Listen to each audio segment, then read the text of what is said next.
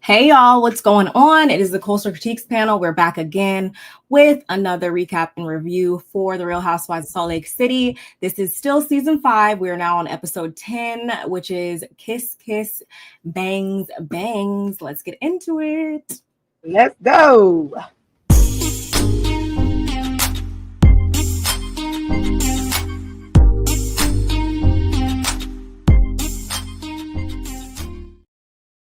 Hey y'all, what's going on? Before we even come on camera, I just need to give y'all a disclaimer that we really put our time and effort into, curating this content for you guys. And we really wanted to, be very expressive today because this episode was just so good.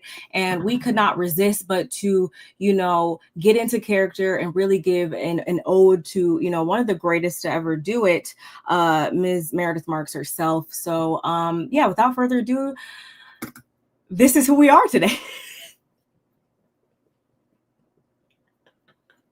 Freaking cute. You're so freaking cute. I mean, I like that as well. I like that as well. It is definitely a look. Y'all gonna have to let us know in the comments below who did the bang better. We, like I said, we really just love this episode so much. It really spoke to our souls, and just moved us in ways that we just had to, take our own, try at it. And I think we executed it quite well, if I do say so myself. It's feeling real good. It's feeling real good here. My bang, my bang. Yeah, I'm here for it. This is definitely a signature look. She's probably like patting this look or something because nobody, like, literally, I don't think we'll ever see it done quite like that ever again. I do not think so. And this is, honestly though, this wasn't the first time that Meredith had a epic ponytail type of situation, if you ask me, bun type of situation. Even going back to Angie's the anniversary party or whatever, when she had that situation on her head there too. I feel like her ponytail was a little lackluster there too. But nonetheless, shout out to Miss Meredith Marks. But y'all, don't mind us. Before we get into all of that, as usual, y'all already know we're streaming from both channels, and so you need to, of course, hit the like button on both channels. Subscribe to both channels if you are not already subscribed. Make sure that you keep this conversation going in the comments section below. Shout out to the replay gang. Yeah. Also, make sure you have your post notifications turned on, so every single time we make an upload, and share us with everybody you know. Yeah, everybody. Near and in between, y'all. But we've already I think I already know, obviously, that you love the episode. I love the episode, but man, this is definitely like one of those episodes. Do I want to give it a ooh? You want to? I don't. That's so big. I feel like say like that's. It was definitely. I'll give it a 9. I definitely would give it a 9. Okay. You might get a point something though. Would you give it a point something? I don't know. I don't know. Easy. Like it was really good. It was really good, but I just feel like, like when it comes to just 10s in life, like there's only just so many 10s you will come across. Like that's such a rarity. I don't think that this was anything different than what they've already been giving us this season. And I mean that like in a complimentary way, of course. I think that they've been clocked in, they've been given what it's supposed to give across all franchises, if you ask me. But so I would give it a very, very respectable 9 right now. Yeah. And we're gonna go, and they're gonna add Mirror to Medicine on the roster. Yeah, it's about to go down. But do you watch Beverly Hills? No, but you know what? I said I was gonna watch it. I did. I watched it when it first came on because I'm like, it's LA, it's Beverly Hills. But and I Mm-hmm. fell off because I'm gonna tell you right now, my husband is the one that makes me feel bad for watching like too much reality TV. That's poisoning your brain. I like it's not. I say some of it is can be very intellectual. Some of it helps us in our relationship. You don't even know that it's doing it because I don't tell you. But some things can apply to my relationship. I'm just saying because they talk to the doctors and stuff, and sometimes it just be like the key to life. Like literally, this is how you should be doing it, and you shouldn't have so much problems in your life. So I feel like there are certain things that should be in place, and so with those things that you see it on, when the housewives are going through it with their husbands. So I hate that he makes me feel bad for watching it. So I fell off. I had to pull back off a lot of them. So yeah, that's why I don't watch. But I do. I kind of want to go back because I ain't gonna watch my dang on city where I'm from. Where I've been to Beverly Hills. I know where it's at. I know Yeah, 90210. that is like the one that would be most representative of your region of the Yes. country. No, it was a really good premiere. I would just jump in and just start watching it Yeah. right now. Yeah. Absolutely. Absolutely. This Bayang. Oh my God. Let's say hi to everybody because y'all are in here talking and we have not even said hi. Hey, Kimmy, how are you doing today? Oh, and also, y'all, obviously it's Friday. Sorry, we did not come to you guys yesterday. Life be life sometimes, and we had some other things that popped up and interfered. So that's why we're coming here today. Yeah, just needed to let you guys know that. Hey Kevin, what's going on?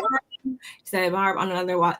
Yes, and oh my gosh, I meant to message you. Did you catch Carlos's interview? Oh yeah, because she sent me that one. I caught that one. I caught that one. I was able to finish it like 10 minutes before we jumped on here because I sped it up. Carlos's interview. Yeah, I might have to. I forget we can do that. I forget that. Oh, I don't. I speed him 1.2. Get it talk. Yeah, I mean, certain people I can't and I won't. Like some people I just want to watch normal. But if I'm running low on time or if it's somebody that speaks really slow, then I will speed it up. I will speed it up. That. I love that. But yeah, that was a great interview that she did with Color Me Pink or with Carlos. They were honestly they were both good interviews, which is like it's crazy because I mean we all have our own individual thoughts and opinions on Carlos and everything. But I will say honestly, this is probably one of his better interviews in my opinion because he was like kind of bringing up the red flags and the question marks that we were all having, which is like this sounds like I feel like he was saying some good stuff for the first time ever. I'm trying to be a trendsetter. Like I think you're executing it perfectly. If I do say so myself. Hey sister. On this lovely Friday. No, never watched you guys. And that's why I said what I said. Like, yeah, we all have our own individual thoughts, when it comes to him. But I was already so invested by watching this one and that one and following the story that I couldn't help myself but to hop in and see what was said. And jazzy. Yeah, I feel like I think Carlos does better interviews if he don't really know the person, but he interviews everybody that he knows. So his interviews come off across more like I'm on their side, more not like a reporter. And I'm not saying he is a reporter. I'm just saying, for the reporter, they stay like on the fence and they stay on that fence, and you can't sway them, even if you are the talent sitting in front of them. They're still gonna be like. Yeah, they might say I agree with you there, but they're not gonna say everything you say I agree with, and Carlos gives that off. So it's hard for me to watch him. And I know it's a Libra thing. We like literally kind of if it's especially if it's my friend, I'm gonna chill like my friend, and that's what he does. I'm like, don't do that. Hey, Miko. Hey, Miko. Yeah, I'm like, that's what he does. He kind of catering to his friends, and I don't like that. Like, I need you to talk to somebody that you kind of don't know. But you did some Yeah, research. really good. I'm glad you said that. I think that does have a lot to do with it. The fact that a lot of these people are his friends and just, but y'all, we could talk about that at a different time. Of course, let's get back to Salt Lake City because this notes up. was everything about his. Yeah, like you don't even like, you don't even talk about his shows. Like it's like you not even on the Housewives. Anyway. Well. That's just a fact. That is just a fact, y'all. But nonetheless, thank y'all for joining us. Nonetheless, yes, thank y'all for joining us. We got small talk out the way and all that good stuff. Have you jumped on Blue Sky yet? What's Blue like Sky? the new? It's like the new Twitter. Because everybody's. Oh, I heard. Who just talked? Oh, Jamie.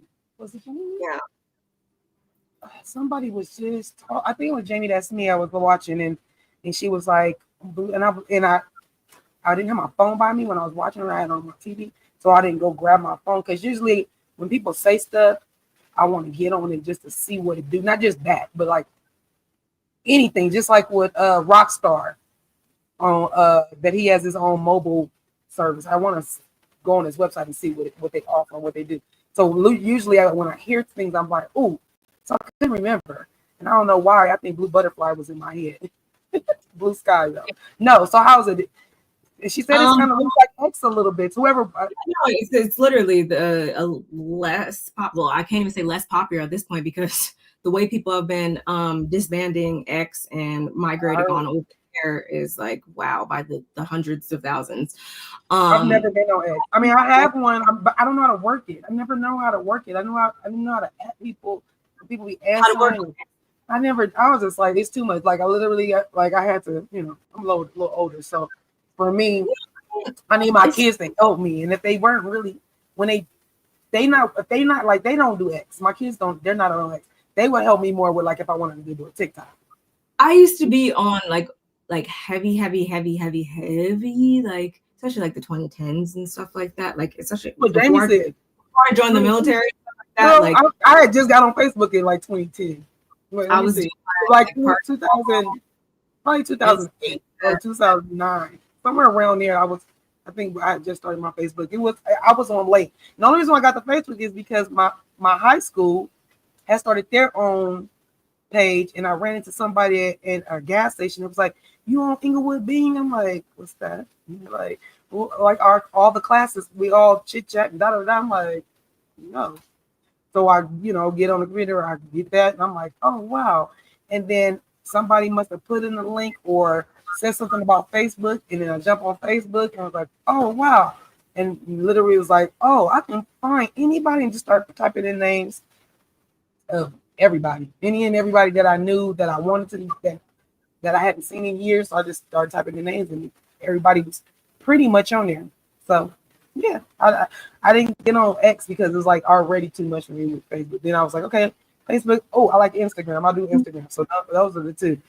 I feel like when I spread myself too thin, I'm like gonna be too thin. it's gonna be thin. Hey, my son, I see you, Ken. Hey, yeah, cool.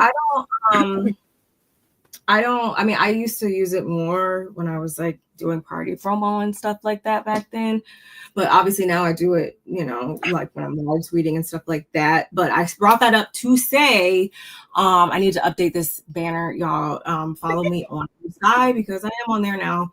I am still streaming. Shout out to everybody who is watching on X. I am still on there right now because I got already paid my premium subscription for the month or whatever. So you better use it while you can. Yeah, gonna keep rocking with it. But so shout outs to 7 people that are watching on X. But with that being said, at a certain point, I do probably plan on leaving that space. So y'all need to definitely follow me on my other platforms. Follow me on YouTube. Follow me on Blue Sky if you're on there now. Follow me on Instagram so you guys can you send me a link for it? Yeah, so you guys can stay in the know about all things Barb Meets World. Yeah, I will definitely do that. And actually, I'll I'm gonna forget. Wait, a link for what? Or just send me the name of the place for the Blue Sky. It's just you just gotta download the app from at your app store. So I go to the app store. Yeah, I meant like remind me that it's Blue Sky, but I think I can remember. Blue Sky. Sounds like a name. Yes, y'all. Yes. But and my sister wanted me to do the 360. Sister, if you don't know the show that we watch, they did a you know if you're listening for the whole show, they did a homage to what's her name? Audrey Hepburn. Audrey. I can't think of Audrey. Some people be better than others. Yes. And so we were just trying to show that we could do a bang too. And so that's what this bang, yang, yang, yang, yang, yang, yang is about. But my sister probably got pictures too. So don't go nowhere because I'm sure she's gonna have a picture or two to show y'all what this is all about. Yeah. See? Yeah. We had to play it up. We had to play it up. Yes, of course. Me too, kids. Just give me a day too. But yeah, let's jump into this episode, y'all. Okay, so I definitely give it a 9. I definitely give it a 9 too. Oh yeah, yes. I definitely give it a 9. 9s across the board. Y'all let us know in the comments, in the chat, what you guys rate this episode. You know, we want to hear from y'all always. Yes. But this episode started, it was like the cutest breakfast at Mary's, I should say, type of intro. It was so cute. Yeah. So she's getting everything set up for the ladies and everything. And then, you know, we pop in on all the ladies, of course. And we got Whitney over here playing soccer with her son. And then Electra was very much giving. She is at that age where she needs more independence. You know, Angie's very much a helicopter parent, and she actually expounds upon why she is such a helicopter parent in this episode too. So we'll get into that, of course. But the first actual scene, y'all, we got was between Lisa and Heather. So they meet at Kimosabi, and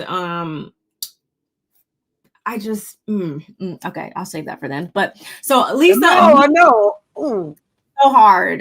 Lisa immediately opens up the conversation to say how much she missed Heather on the trip and how she didn't like being there without her. And of course, you know, Heather's still playing the whole left out victim card.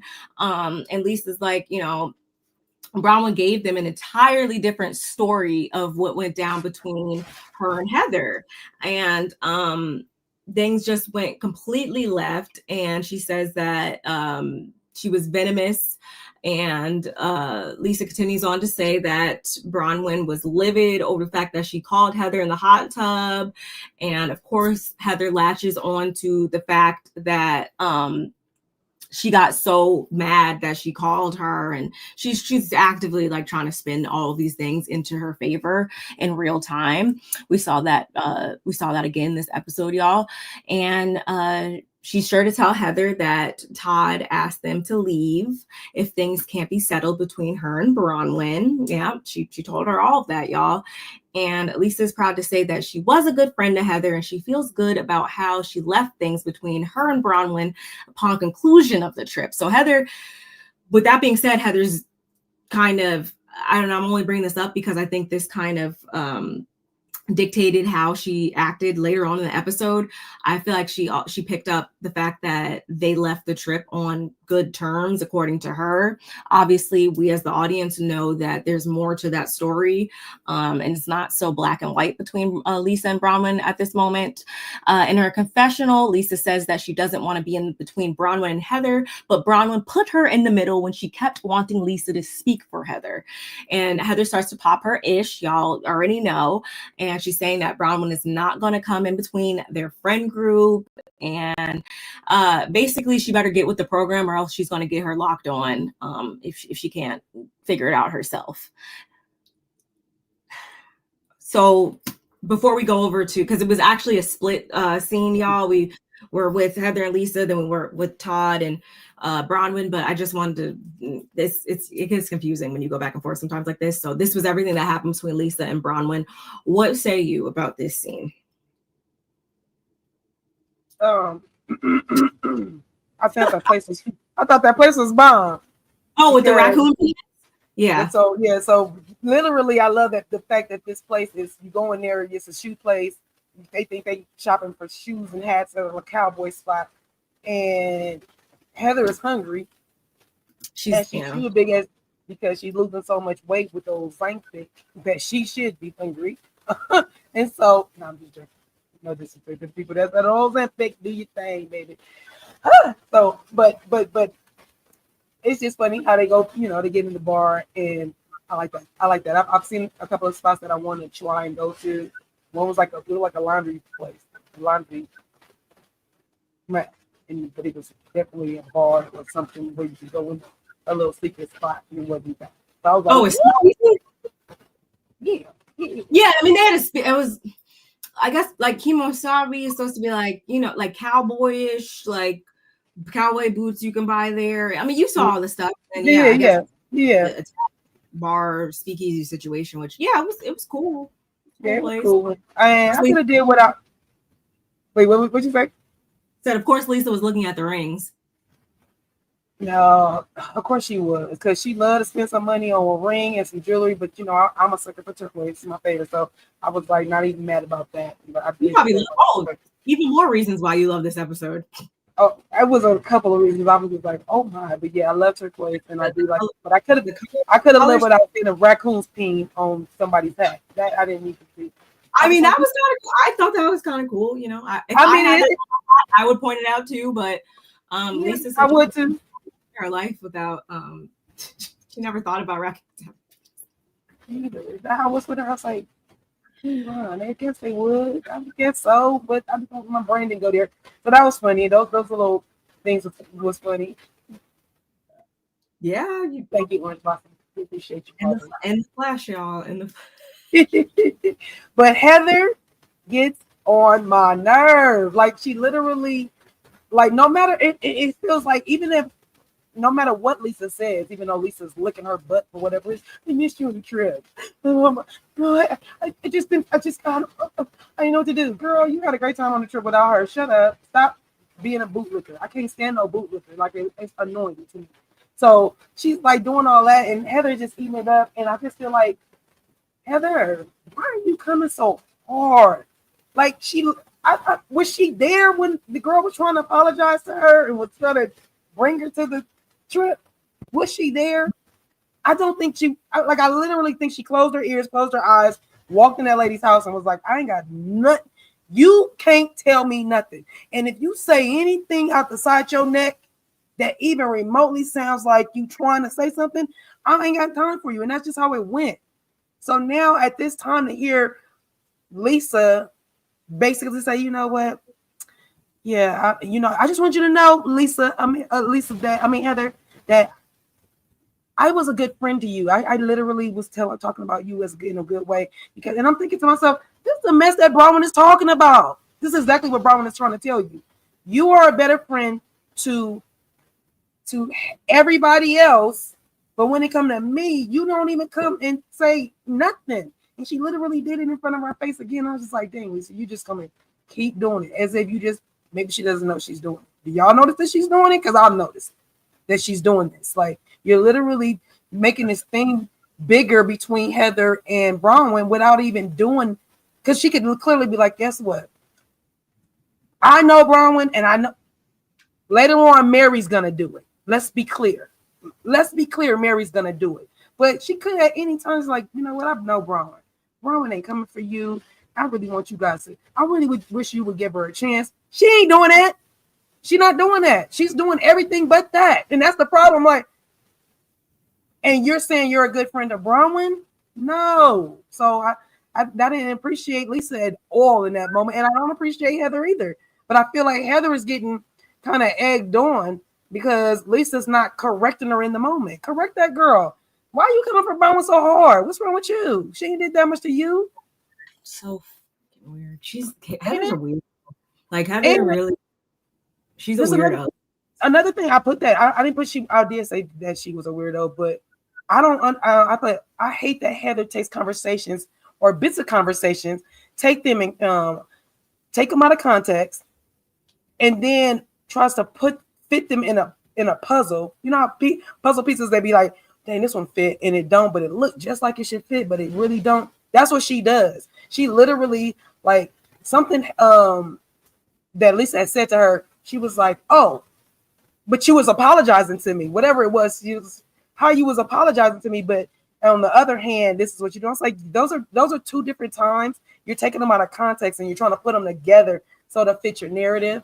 And I'm tired of you doing that, because you're not giving anybody the chance to do it. And Bronwyn is like, literally, Bronwyn went above and beyond for Heather in the moment when she was at the house. But yeah, she did. She did. And the fact that she's trying to flip this narrative around when it's like, Heather, the invitation was drafted. You chose to put it in the incinerator. Like the invitation was out there. She keeps trying to act like it wasn't, but Brahma made it very clear that she had intentions of inviting you, and the whole reason behind her, like, if that was the case, if I was Bronwyn and I just was trying to leave you out just to be whatever, like, there would have been no reason to even reach out and have the conversation in the first place. Like, I would just left you out. Like I wouldn't even wasted my time telling you. You wouldn't even known until we got back. You wouldn't have known about the trip till you got back. You would have known when you were scrolling and you caught, you know, us flicking it up over in, you know, at India or whatever. That's when you would have caught it and been like, kind of like Brittany. You guys sure looked in. All five of you went with your okay, we're gonna get into it. Yes, Kevin. Electra was annoyed, and my only question is she still sleeping in the bed with them? Because I mean, the way that Angie presented it last season, like, I assumed like it was a mutual, like, this is like a mutual clingy child, clingy child. Yeah, that's what I thought originally too. But no, it seemed like Electra was like, helicopter mom, I'm gonna need you to move on. Totally fine. I understand both sides. I do. Heather reminds me of Simply Love. I can understand that one. Isn't People Sorry the same place Kyle took? Yes, that's what I heard. I didn't watch that season or whatever, or catch that scene, but I did hear that, yeah, Kyle, that they did that on Beverly Hills, and yeah, it's a chain. Okay. Heather should not be anywhere near so she's not good at connecting. And shout outs to you, Orange Blossom. Thank you for joining us too. I meant to say that earlier. Yes. Heather put sauce talking toward Bronwyn. Yeah, it's like, it's nauseating, honestly. And I don't really have anything else to say about this scene that you haven't already. Yeah, I can't do it. I can't do it with her right now. I really can't. And it's so annoying. Like, everything just went to her head, man. It really did. And I'm almost to the point of, and it's not to ever body shame anybody, y'all, because that's not my ministry at all. But I honestly want her to get a crave case from White Castle and just eat all. I think you could get like 20, 30 burgers. I don't know. I need her to eat them all, because this newly found Heather is just not working for me. Like, I don't know if the Ozempic went to her brain also, but I just can't do it. I bring the old Heather back, because I know she used to be one of my favorites. Now I'm like, who are you? It went to her head. Last season went to her head. And when you think about it, it's not even like she had an awesome season. I think somebody might have somebody wrote this under a post or something, but I seen somewhere somebody said it wasn't that Heather had a great season last year, she had a great finale. And I was like, you know, that's true. That's it. Everything went to her head, this new body and everything. Like, it's way too much. She's turning into the Nutty Professor. And it's like, she knows to bark at, apparently, I think too, because when Jen gave you that black eye, you didn't have nothing to say. You never challenged her on anything, but you want to come at Bronwyn every chance you get. Okay, we see you lie about real big things. We gonna discuss, but you lie. You that liar. There's liars, and then there's that liar. You're that liar. Like, you literally got those that liar. Like, I don't like that kind of liar. Out lying at this point is what I think, and that's weird to me. But second scene, y'all. Our second half of this scene. Yes. Bronwyn and Todd. Mm-hmm. Of course, you know, Todd is up there in his Todd with his arms crossed as he always does, and very on brand for him.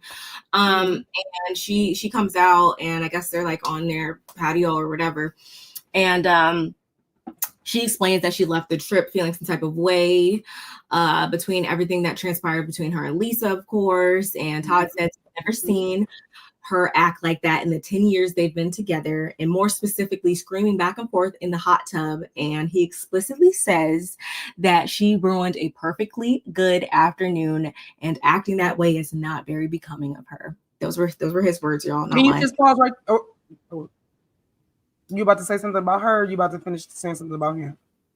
Yeah, I was just gonna finish the whole scene and then talk about it. But I know, but the only reason why I wouldn't need your pause right there is because in this moment is where I feel like, because if I don't do it right now, I'm gonna forget, and I didn't put this in my notes. But in this moment, I feel like he didn't even look at it like, this is how I wish it would have played out. You know what? I see these girls bringing the worst out in you, and I don't want you to hang with these girls because I've seen some things that I've never seen in you. And if that's going to be the case, then I don't want you to be around these. I'd rather we got enough money. We don't need you to be on the show like that. I don't feel like he was in protection mode. He was more like reprimanding her, and I ain't like that. Go ahead, sis. No, I feel you. I guess. Yeah. Okay. Did you finish the thing? I just said when you said it just then. I was like, oh yeah, because I was already thinking, but I needed to get it out right then. Go ahead. It's a lot. It is, because I got some things that I do want to say. It's not just in that moment. He could have worded that way better. Go ahead. Like, a lot of stuff a lot better if you ask me. But anyway, she's trying to get him to understand exactly what is going on, you know, there, and how everybody contributed to that situation. We're on a reality show. And with their behavior, as a result, she doesn't know how to act in those types of situations. That's not something that she, you know, they're not spaces that she exists in on a normal everyday basis. And she was just, you know, trying to navigate it the best that she could. And he simply says, well, leave with your dignity. And in her confessional, she says she comes to the realization that Todd's approval means potentially everything to her. And she kind of gets like a little like emotional or whatever at the table and everything. And, you know, her feelings are hurt. And this just made things even worse, knowing that he's disappointed in her now. That's a whole extra layer. And I think he equated this to like a sewer of BS too, I want to say at one point.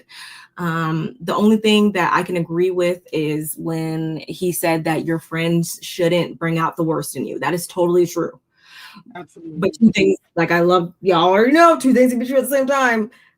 Yes, your friends should not bring out the worst in you, but at the same time, Todd, we are on a reality show.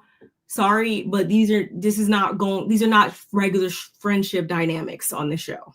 Like you're looking at this too realistically. And Bronwyn is left to feel like Todd doesn't want her to publicly show her emotions or privately show her emotions. And she's going to go to this brunch, and it's a lot knowing that she's at odds with not just Lisa, but also Heather, you know, who's going to be there. And he simply tells her to cowboy up. It was just the lack of like emotional support for me. It was a lack of recognizing that there's probably like 25 cameras staring at you right now. There's probably 25 people around you guys right now. Mm-hmm. And you mean to tell me that resembles a regular situation? No, it doesn't. So with that being said, in those types of unnatural environments, you're going to potentially represent yourself in a different way sometimes than you would on a normal Tuesday afternoon at home. So it's just the fact that like he's like putting, I feel like, everything on her when it's like Bronwyn, how did you explain this show to him when? Good question. That's a big question, I feel like, too. But another thing I'm trying to take into account is the fact that maybe this has something to do with like, okay, when she got pregnant, we know how the the baby daddy's family shunned her and all that stuff. Mm. And she also said something along the lines of like her family also kind of gave her like the cold shoulder a little bit, or less than supportive, something along those lines. She was young. She was 18, yeah. 19. Yeah, because of her father's position as something, I forget what he was. So obviously they're, I guess, in a better space now if Gwen's going over there for trips and stuff like that. But I bring all that up to say, like, I wonder if that plays a role in why she regards Todd the way she, like, when she said that whole thing about like being disappointed. And I get it, like, I feel like someone being mad at you is one thing, but like knowing that you've disappointed somebody who, you know, has love for you and stuff like that, it's definitely a horrible feeling. It really is. But I don't know, it's just different. I feel like that has something to do with the fact that there's this age difference and like just their like dynamic there. I wonder if she looks at him as like, I'm not going to say a father figure because that's gross, but like, I don't know. I just feel but like some an authority of a father figure, or some type of, yeah, I see what you're saying. That's how I feel. Connected. I feel like the fact that she wasn't. They didn't get together when wasn't Gwen like 10, not 10, but she was like a little bit. I forget when they've been together 10 years, so she's like 28. Yeah, so it wasn't right back to back, but she was still younger. She still was in her, 20s or whatever. So I just feel like that plays a part into why they show up the way that they do in their dynamic in their marriage. But before we go on to the next scene, let me just catch up with y'all real quick. Have the finale of season 4 go to her head thanks to Monica. This new Heather ain't it at all. Todd looked like grumpy Smurf. Yes, that's why I wanted to make sure I showed you guys that is his favorite not stance but posture.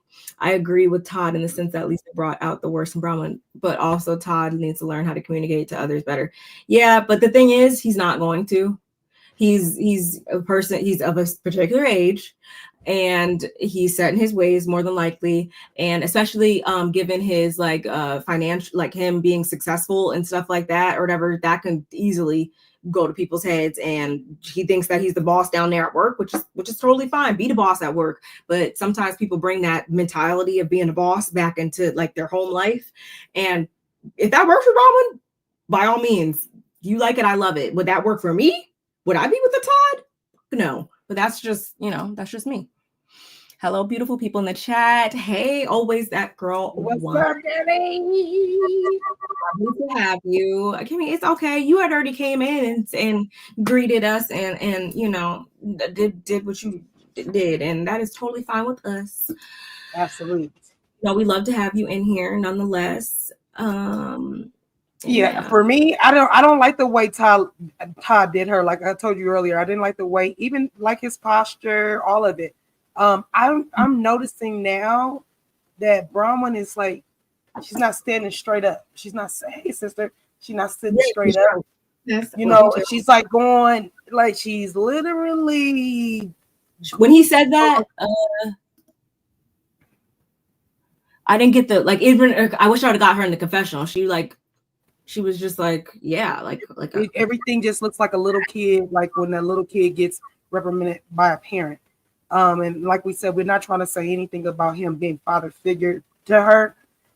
But I ain't like the way it looked. I don't like the way it felt. I felt like she just here, even with this, I feel like you ruined the day. You ruined the day. Like, why are you putting that on her? Like, whose side are you on? So big, like, right, like literally, like I said, like that is like, and I feel like he knows that she has this respect level of, I want Todd to think I'm the best wife, I'm the best this, I don't let him down, and I'm the best, and we all can see, and like you said, in Todd's posture, that ain't what it's giving, girl. I'm gonna need you to read the room in your own house, okay? Because he's giving you, when a man sits like this most of the time, that's a problem. Because when I say like this, I'm either bored or I'm cold. Like, literally, this is You don't just, this is not a normal stance for people. People that stand like this are always thinking of shit that they can complain about. If you don't get your complaining away I from feel like me, if there's nothing going on and you're just like that, like I can understand if you're like a coach in a football game or something and you're like standing there watching whatever, but like if you just you with your wife, all day, that's every your day. love language, that's how you look. There was No. numerous times, and I seen other people say it, that they didn't really appreciate kind of how he was like a little bit less than affectionate and like warm, I guess, to her. Even the last episode when she when I he think bought like her the chain. yeah, like, and she said something sweet, I guess, to him, and like he didn't say anything back, and I don't know. I don't like how I don't like what I'm seeing between them. It's real But dry. It's real dry. It's real dry. And I think that's why he showers her with gifts and with things. But Todd, you ain't wrapped too tight either, brother. You ain't wrapped too tight either. What are you gonna do with 1,000 mugs? But we'll get to it. Yeah, I guess that's really all I have to say. But actually, I almost took a page out of her book last night, Bronwyn's book. I have to tell you guys. Unfortunately, it didn't go off how I wanted it to, but somebody had a work trip this week and they just got back last night, and I had to, of course, pick him up from the airport. And I may or may not have got my own inflatable costume. But he was supposed to come in at 11 a.m. yesterday. He wound up not, he looked at the ticket wrong and he came in at 11 at night. So no one was trying to do that at 11 at night. So I didn't get to do it. An inflatable zebra costume. I thought that was going to be funny. And I was going to try to, take a page out of Bronwyn's book and do something funny, but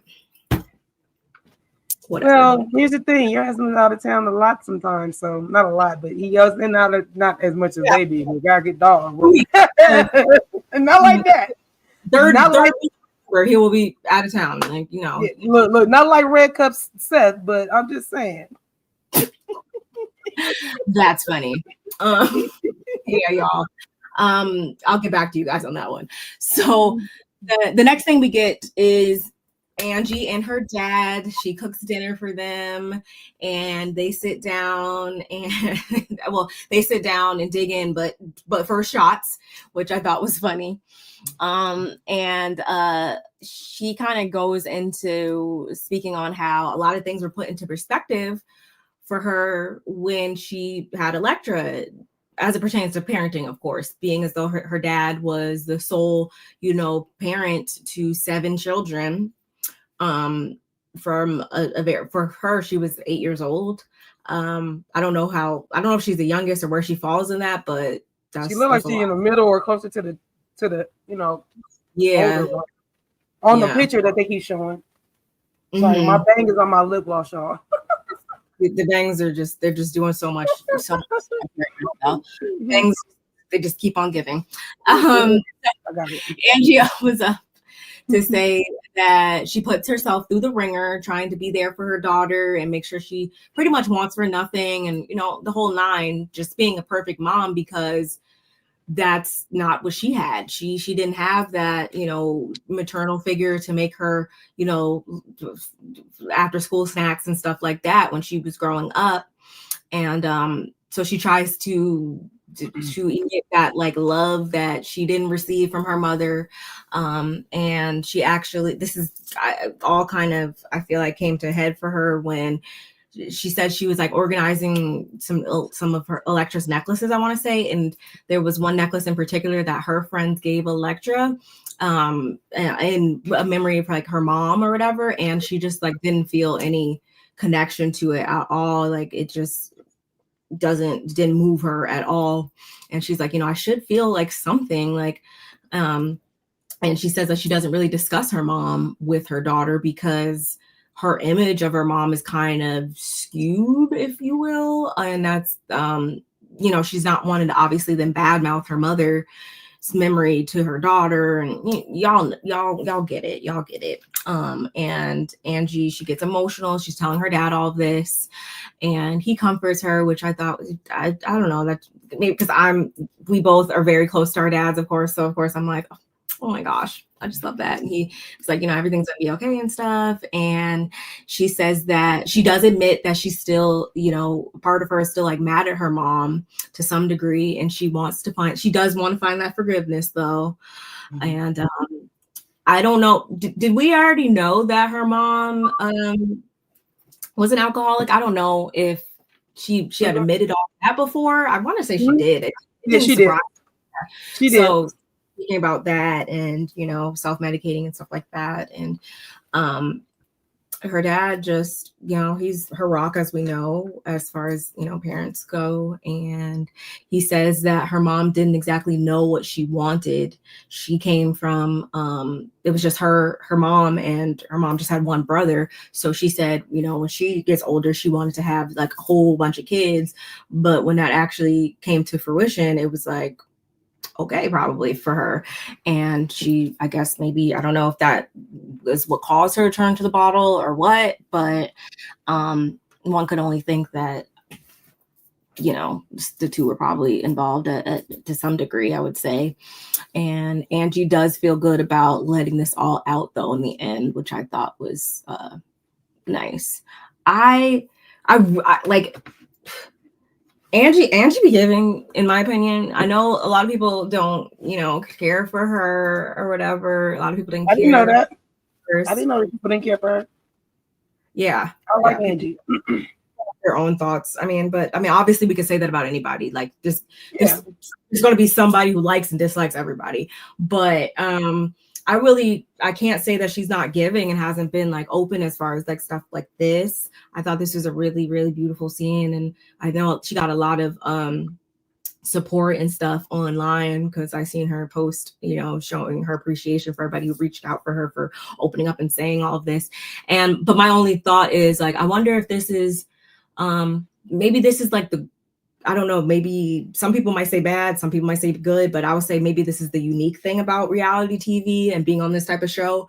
Like, because would this be something that would a realization that she would come to on her own or at this point in her life, usually, if it wasn't, these cameras and everything? Angie's been doing it because of the cameras. I'm just saying, like, no, she's definitely been suppressing it. No. She's definitely been suppressing it. And the reason why is because she doesn't talk about, like anybody, you don't have nothing nice to say.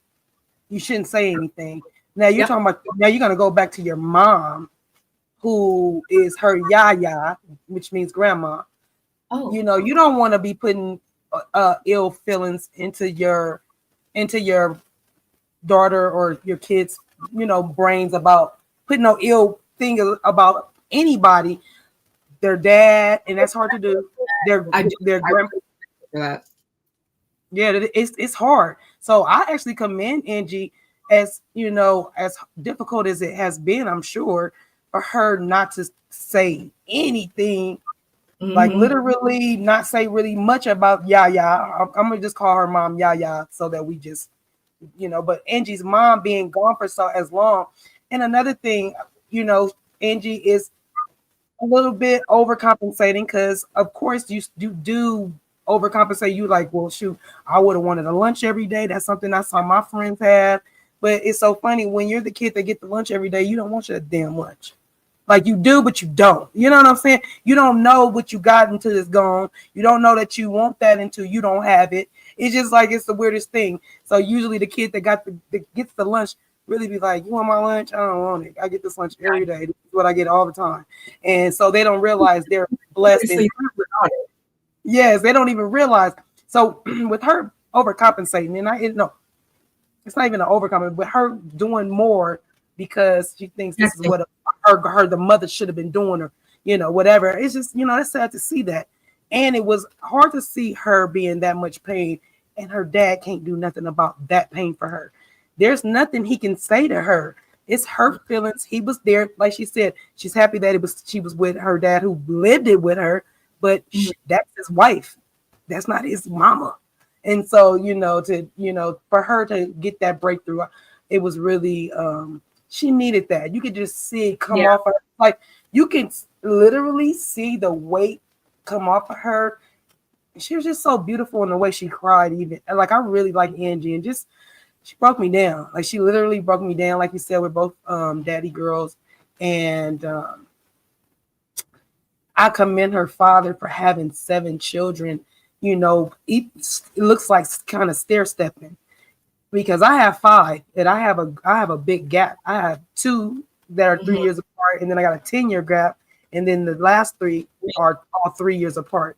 For So me, like literally, anything over 3 is like insane to me. So, but to your point, you have a gap, so it doesn't I have a really gap, and doesn't seem so I have set. The mine are like in set. So for me, and that was still hard. Like I didn't stop being a parent when I got started on my second set.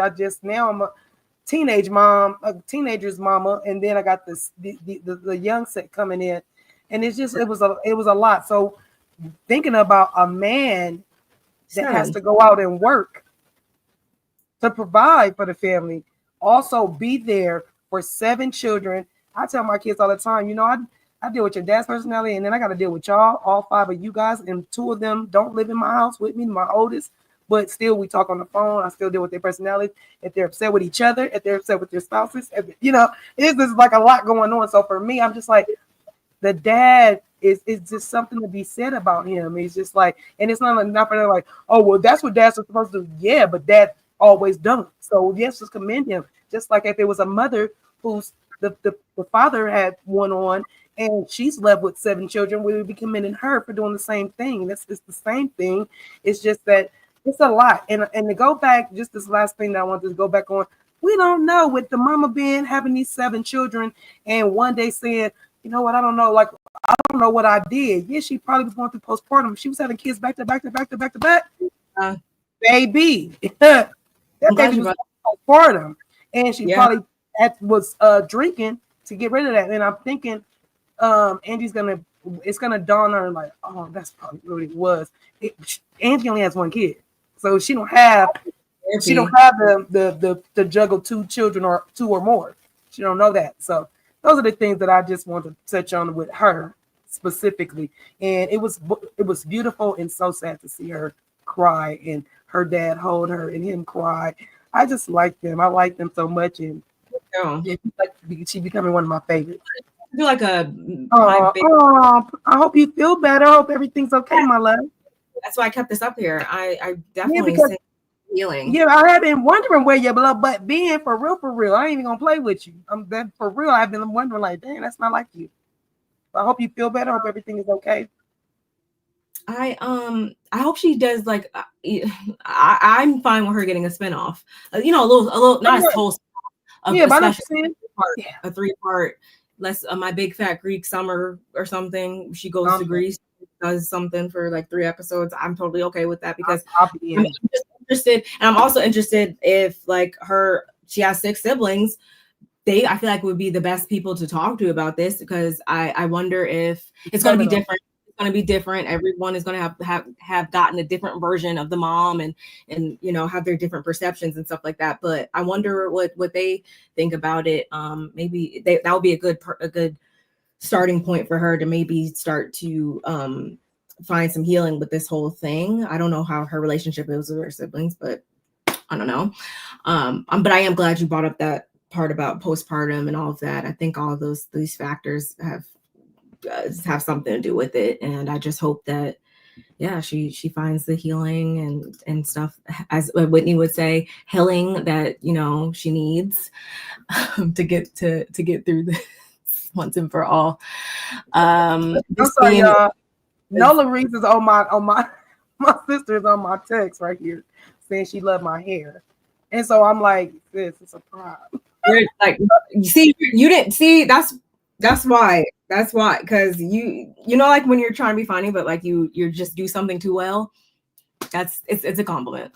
That's why I'm trying to pull it back so it would look, but you know me, it just, you know, I'm a stylist, sometimes it just comes out like a style. It was so heartwarming. A lot of guarded parents came out on social media and related to Angie. Angie was on a roll this episode. Yeah, see, that's why I said a lot of people a lot of people had nice things to say towards her about this, as heartwarming of a scene. So see, people don't like which is I totally. know. But what exactly, Kev, can you tell me like what like you ain't gotta I give me a think like paragraph. Like what is it that or when did you not like her? Do you never like her? Or is it something she did that made you not like her? Like a lot of people felt like she was trying too hard, or she was like, yeah, she was just like doing like way too much. Okay. I feel like Angie is the one that got the drink poured on her or no? Mm-hmm. Yeah. No, I've always liked her, and that made me real mad when Jen did that to her, and I was like, "What in the? I want to be her friend because I want to sock her in the face. That's bullying on this my friend's house. You gon' Yeah, no, I've always liked Angie. I'm sorry. Like from that point on, I was like, man, she done lost. They didn't found the sweetest person on the planet to try to be mean. I don't like that, and so, but you know, respectfully, you don't gotta like her. I still like her. Yeah, I like it. Just like I can read somebody to feel. Sometimes I couldn't agree more. And I love her style. I think she is too, especially when we get those little scenes of her just doing something like awkward or just. Remember last season when they were in Palm Springs and they're like, Angie, we're leaving, and she was like running through the house. Or this season when she was trying to get the freaking volleyball, like she just that damn ball. She couldn't get everywhere. Every time she touched the ball, it was like, no, Angie, don't touch the ball. No, yes, and did. Hey, too feisty. My love, how are you, girlie? Hope all is well. I love. I do that sometimes too. Yeah, we love you. You know we love you, girl. But y'all, let's finally move into what? Oh, I was going to say, do I have a whole other scene here? No, let's finally move into what we've all been waiting for, which Mary Go Lightly. When I looked at the episode, yes, I was like, wait.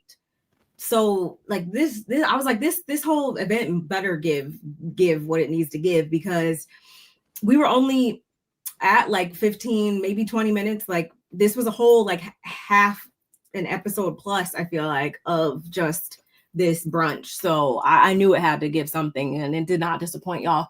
But yes, it is now time for Mary's breakfast at Tiffany's party. And she had her entire hired staff in Tiffany's blue, which I thought was a very nice touch. And Bronwyn actually is the first to arrive, and it was a bit awkward for her at first because Mary wasn't downstairs first.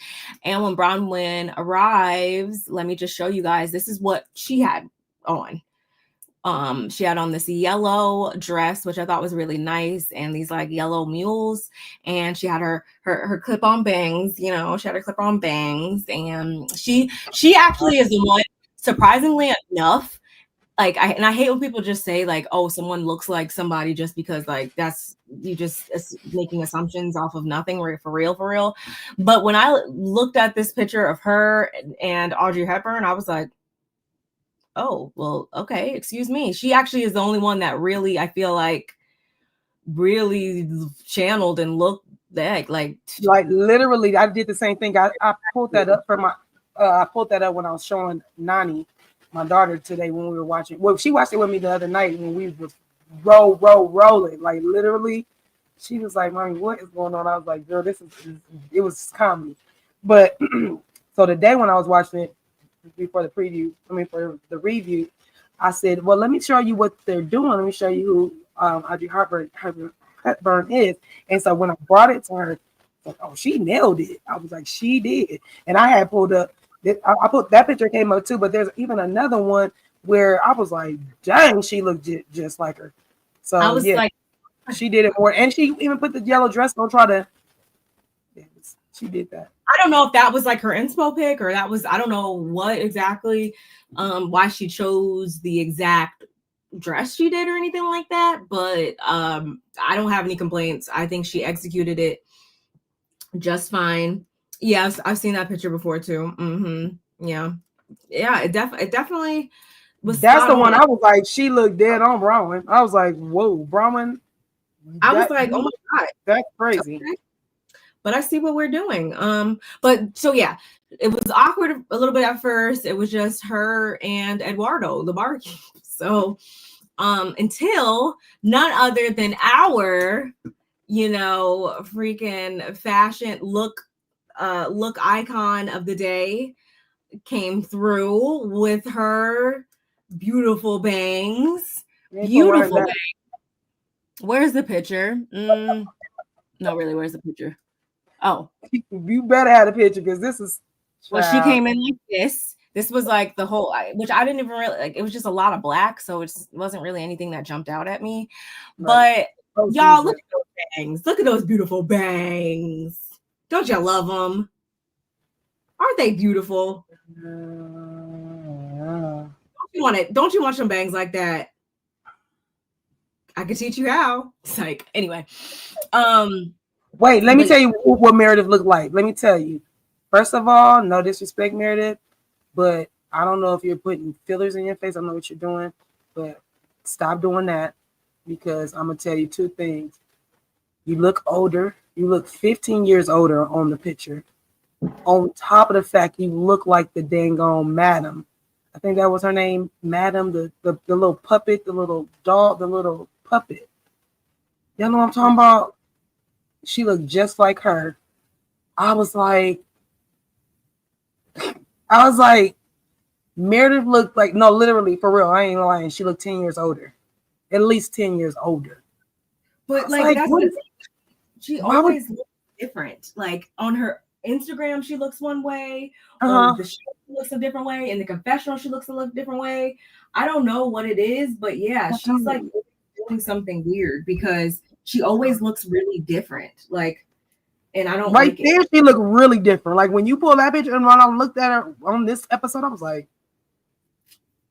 I don't know, y'all. And I know a hairstyle can make you look older, but dang. Yeah, but no, that's not normal. That's not normal at all. And she thought she was going to a funeral. I mean, hopefully we don't have to really see her for too much longer. Hopefully she'll come back next season. But yeah, she arrives and she went for the iconic Mary Golightly breakfast at Tiffany's look. But you guys let us know what you guys think of her execution in the comments. And I also had peeped her hearing aids. She is wearing her hearing aids. Which I didn't peep them. Thank you. There's I don't know if I have a picture, but you could see when she turned, like you could see the black like piece up there or whatever. So Bronwyn says she thought she was doing something with her clip-on bangs until she saw the octopus that was on Meredith's head, which is why my name today is AKA Octopus. Okay, because shout out to the octopuses. We love the octopuses. Apparently, I'm assuming that's Meredith's favorite animal now. Anyway, so they reflect on the Palm Springs trip a little just before Mary makes her debut. And with everything that Mary's facing right now, she says that she just wanted to have this moment or this event to serve as an escape from all of that, of course, and to serve fashion, of course, because, fashion is one thing, but like style, like you can buy fashion, but you can't buy style. So she, of course, wanted to channel like Audrey Hepburn with this whole thing because she is a style icon and all of that. And so, yeah, that was her reason behind that. And just as she's explaining that, none other than Lisa Barlow walks in. And the funny thing about Lisa's look is because this was actually the exact jumpsuit that Mary wore on, like, I don't know if that was her debut last season on Watch What Happens Live. I think it was, but I remember this outfit because she was kind of cringy when she was up there. I'm not gonna lie. But Mary's like, yeah, and then she shows up in my outfit. So I need to know, y'all need to also tell me who wore it best. Yeah, let me see. I like the way Mary is wearing it. I think I feel like it's the shirt underneath it. I don't know. wish I could remember what shoes Lisa had on. I think she just had on some like random like platforms or something like she usually does.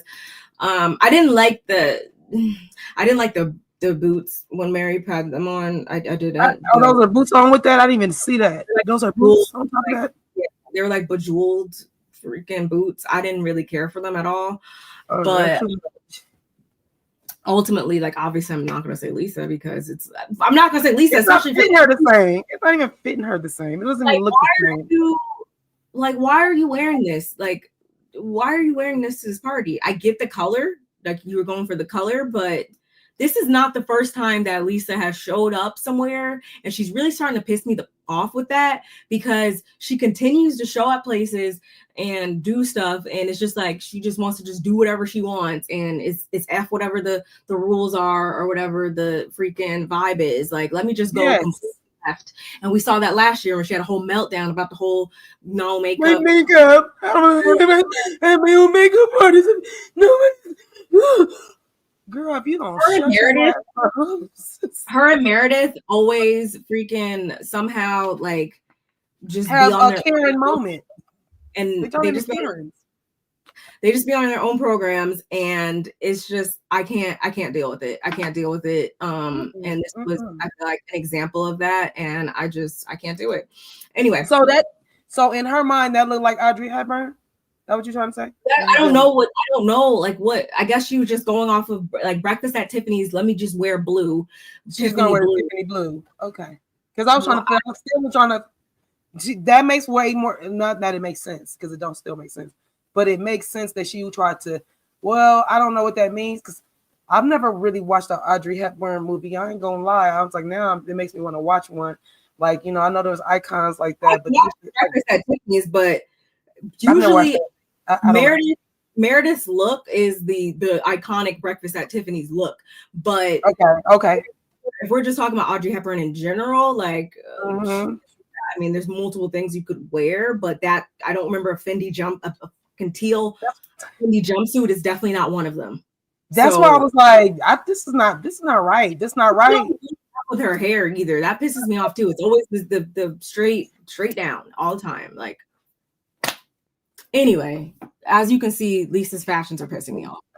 So, again, Lisa comes in and Mary's like, really? Like, you stole my look. And Lisa wanted to talk about she saw her on the runway first. Ooh, okay, no one cares. Whitney also went for the classic Audrey Hepburn Breakfast at Tiffany's look, but she added her own little twist with the headband, which I thought it was cute. Like Whitney looked cute enough. No complaints there. Do I have a picture? Yeah, I have a picture of her stepping out. She looked cute enough. Not mad at it. So they're all coming in still. And I don't remember if Whitney said something about Mara's bangs here, but she definitely I have that picture. We will get to that. Angie shows up and Mary clearly approves of her look. She was like, she was just taken aback by Angie. Angie looked good. She did. And she actually brought like a gift or whatever. She had I don't know if you caught, she had some Tiffany blue flower, like a flower arrangement, whatever when she came in. So she's very polite. She didn't come empty-handed. As she did with Whitney at Britney's spot. I can't wait to get into that. And then we get King Heather. Also was completely confused about this because like she didn't look bad, but I just feel like that was like you'd wear this any day of the week. And I was also confused by the shoes because I'm like, are you trying to make do a statement shoe situation? I didn't understand why she had on these snakeskin freaking heels, platform heels. I was so confused. I was like, I feel like they don't go at all. And I know, y'all, fashion is subjective, but I'm so confused. Like the only thing that looked like that she put the pearl clips in her hair. That's what I was like, okay. Yeah, I was like, did you just come from a work meeting or something? Like, what are we doing here? I was just so confused. But anyway, she came in last, and of course she starts hugging everybody, saying her hellos and everything. And when she does that, she politely brushes right on past Bronwyn, and Bronwyn just like Okay. And she laughs it off because it's like, she's like, clearly I have anthrax or something because That was not politely, sister. I'm sorry. I had to go to the bathroom, but you said she I was politely. I was I was being sarcastic. Okay. So I was just so confused. And I was like, okay, that already is telling us everything we need to know about where this episode is about to go. And Mary actually, uh, what? Yeah, Mary was like, so are you not gonna like kiss Bronwyn? Like, what was up with that? And Heather's like, no, I didn't. Did she want to kiss? Like, okay, Heather. And she blows her a kiss very passive aggressively. And now that everyone's arrived, Mary's like, we can go take our seats. And they move into like the dining area or whatever. And she had a really nice spread and everything. She had her Versace plate. She had her nice crystal china and everything. Y'all, can we just pause here real quick and talk about the fact that like how like Mary has consistently upped the ante on us every single week. And it doesn't look like she's stopping anytime soon when it comes to clocking in, because the simple fact that this lady invited this group of women to her house, like, we would have never thought that Mary Cosby would do something like that, a season or two ago. Like, how big is it? He literally invited them to your house. Mary, like, you cannot tell me Mary's not working for her check this season. Yeah. She very much is. She definitely is. You're right about that. And but when they sit down, though, Angie looks over to her, right or whatever, and she's shocked by the name that she sees on the table because there's one person missing. And y'all, that is none other than Jared Osmond's very own just Brittany. She's infected, obviously, but she's not there yet. And Mary says that she wanted to invite her because she needs her to know that she's not poor. And I was like, okay, well, that's a way to shut him down. Not mad at it at all. Okay, cool. And then we got this like little history lesson from Angie about Abraham Lincoln. I was still confused, even though someone on online was trying to say that Angie was actually right. And I'm sure she's right. What it is what she's saying is Abraham Lincoln's set of dishes look like Versace dishes. And then, but Heather is trying to be a smart ass and be like, Abraham Lincoln was 100 years before Versace. I'm like, bitch, he was like more like 2000. Abraham Lincoln was born in 1809. That is not 100 years, lady. So while you trying to clown and say something about somebody, you sound stupid. You're the one sounding stupid. And on top of that, what she's trying to say is that the plate pattern looks like something Versace did. So basically, what she's saying is Versace copied this person. That what basically what she's saying is Versace must have got this pattern from off of Abraham Lincoln's people, because these look like the place that Abraham Lincoln has, and he probably did, and nobody probably even noticed it, and probably now he's selling for a gang of money. And that's why when she was like, you can Google it. I wish somebody would. You can't Google that, Heather. Shut your skinny, big head self up. Shut up. I mean, I get it, but at the same time, I don't really feel like Angie didn't really explain it well. You think she really said that? You really think that she thought that Versace's the place where Versace's for that Abraham Lincoln had? That's kind of how she worded it. It didn't sound like the way you're explaining it at all. It definitely sounded like she was making it seem like they were, she said, yeah, these plates look like an Abraham Lincoln plates. And then she was like, they're Versace's. And so she was like, yeah, they literally look like the ones that Abraham Lincoln had. So Abraham Lincoln either had Versace. So she's like kind of clown. I was like, he basically had Versace, but it would basically, in my eyes, someone said that I was sitting at the table. I'm like, oh, that means that Versace probably saw that pattern and took the pattern or used some of the pattern. That's all in my head. That's what I'm thinking. But that's what I was hoping she meant too. But I was like, at the same time, when you got somebody clowning talking about Versace was over 100 years. I mean, he's 100 years older than him. I was like, wait, what? I was like, I don't really feel like I don't think that Angie would be obviously that less than smart to think that.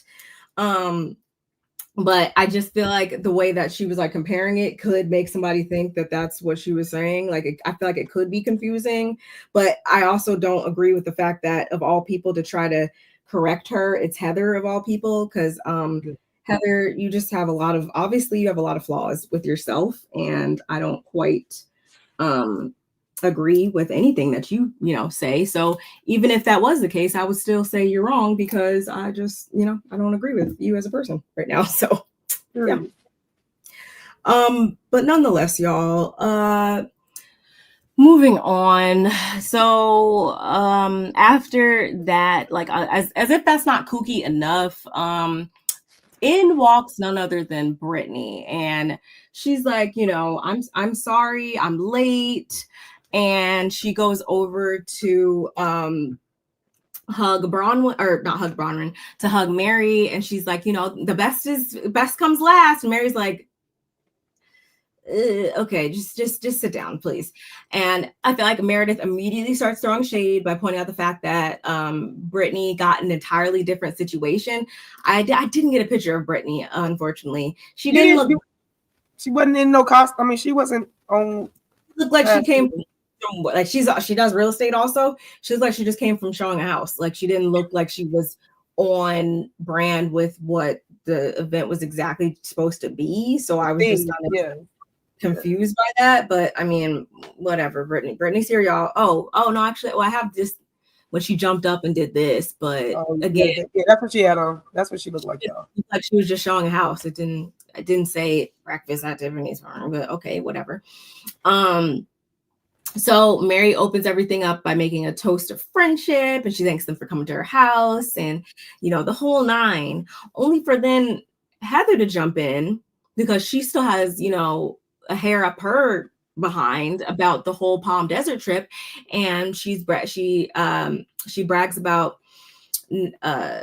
getting it started in the confessional too by saying like, yeah, thanks Mary for inviting us here and not like leaving anybody out or whatever. Like I do thank you for inviting and including everybody, because that wasn't the case when it came down to the Palm Desert trip. Like just so annoying, y'all. And what's it called? Meredith also, she provided the caviar, which I was like, of course she did. And I feel like with all that being said, as soon as Brittany like sat down, I feel like she also was a person to get it started too, because she started spewing all this like weird stuff about like how everybody looks slightly tanner. So how many people on the trip? Like, was it y'all 5 and your husband? So the only people that didn't go on the trip were us 3, talking about her, Heather, and Mary. Yeah, that's exactly what happened. And I feel like things got a little awkward from there. But what? Then she jumps on Angie because she's like, girl, like I just invited you to my house just right before this. And you mean to tell me like this is how you basically you repay me, which I was kind of confused about. Like, I'm like, how are you upset with Angie?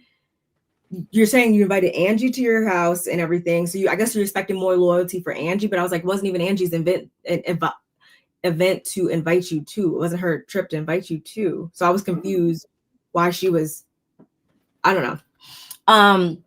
Brittany's confused too. She really was.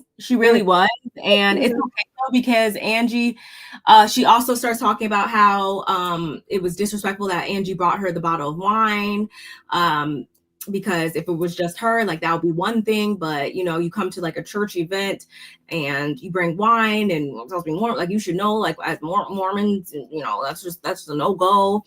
And Whitney politely turns to her, or I don't remember if that was before or after Angie brought up the fact that she's talking to 3 men, but Whitney politely turns to her and she was like, are you mad that she bought the wine? Or are you mad that like it's now you've been exposed that you drink wine?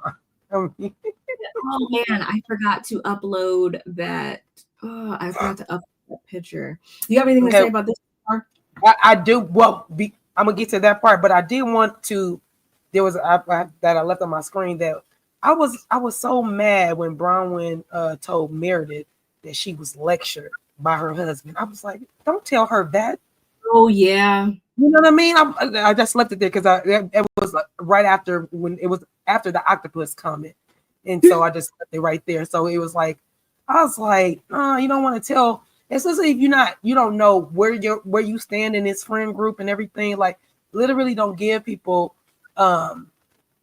ammunition because you talking about lecture. And I said, it's even the word being lectured sounds like some authority figure lectured you down. You know what I'm saying? I was like, that could come back and bite you. So I really want to speak on that. And as far as Heather, we're all tired. Like, stop. Just girl, shut up. Brittany, it's all over the place. Like, literally, she does, like, how are you literally coming in here late? You're late. Late. Like, they're already sitting down eating. You're late. And then you come and you start trying to go in on people. Like, you should sit down and try to get in where you fit in, because evidently they didn't invite you on the trip, which means you're not in yet. Like, you literally not all the way in. So you should literally like kind of, this time I'm just gonna sit and I'm gonna relax, I'm gonna chill, I'm gonna read the room. Not you coming in there and y'all ain't checked on me and y'all sure look tan and you brought me some wine into my church friends and no, about the wine to your house. And I bet you it's gone. I bet you drank that drink up. That's what you should have said.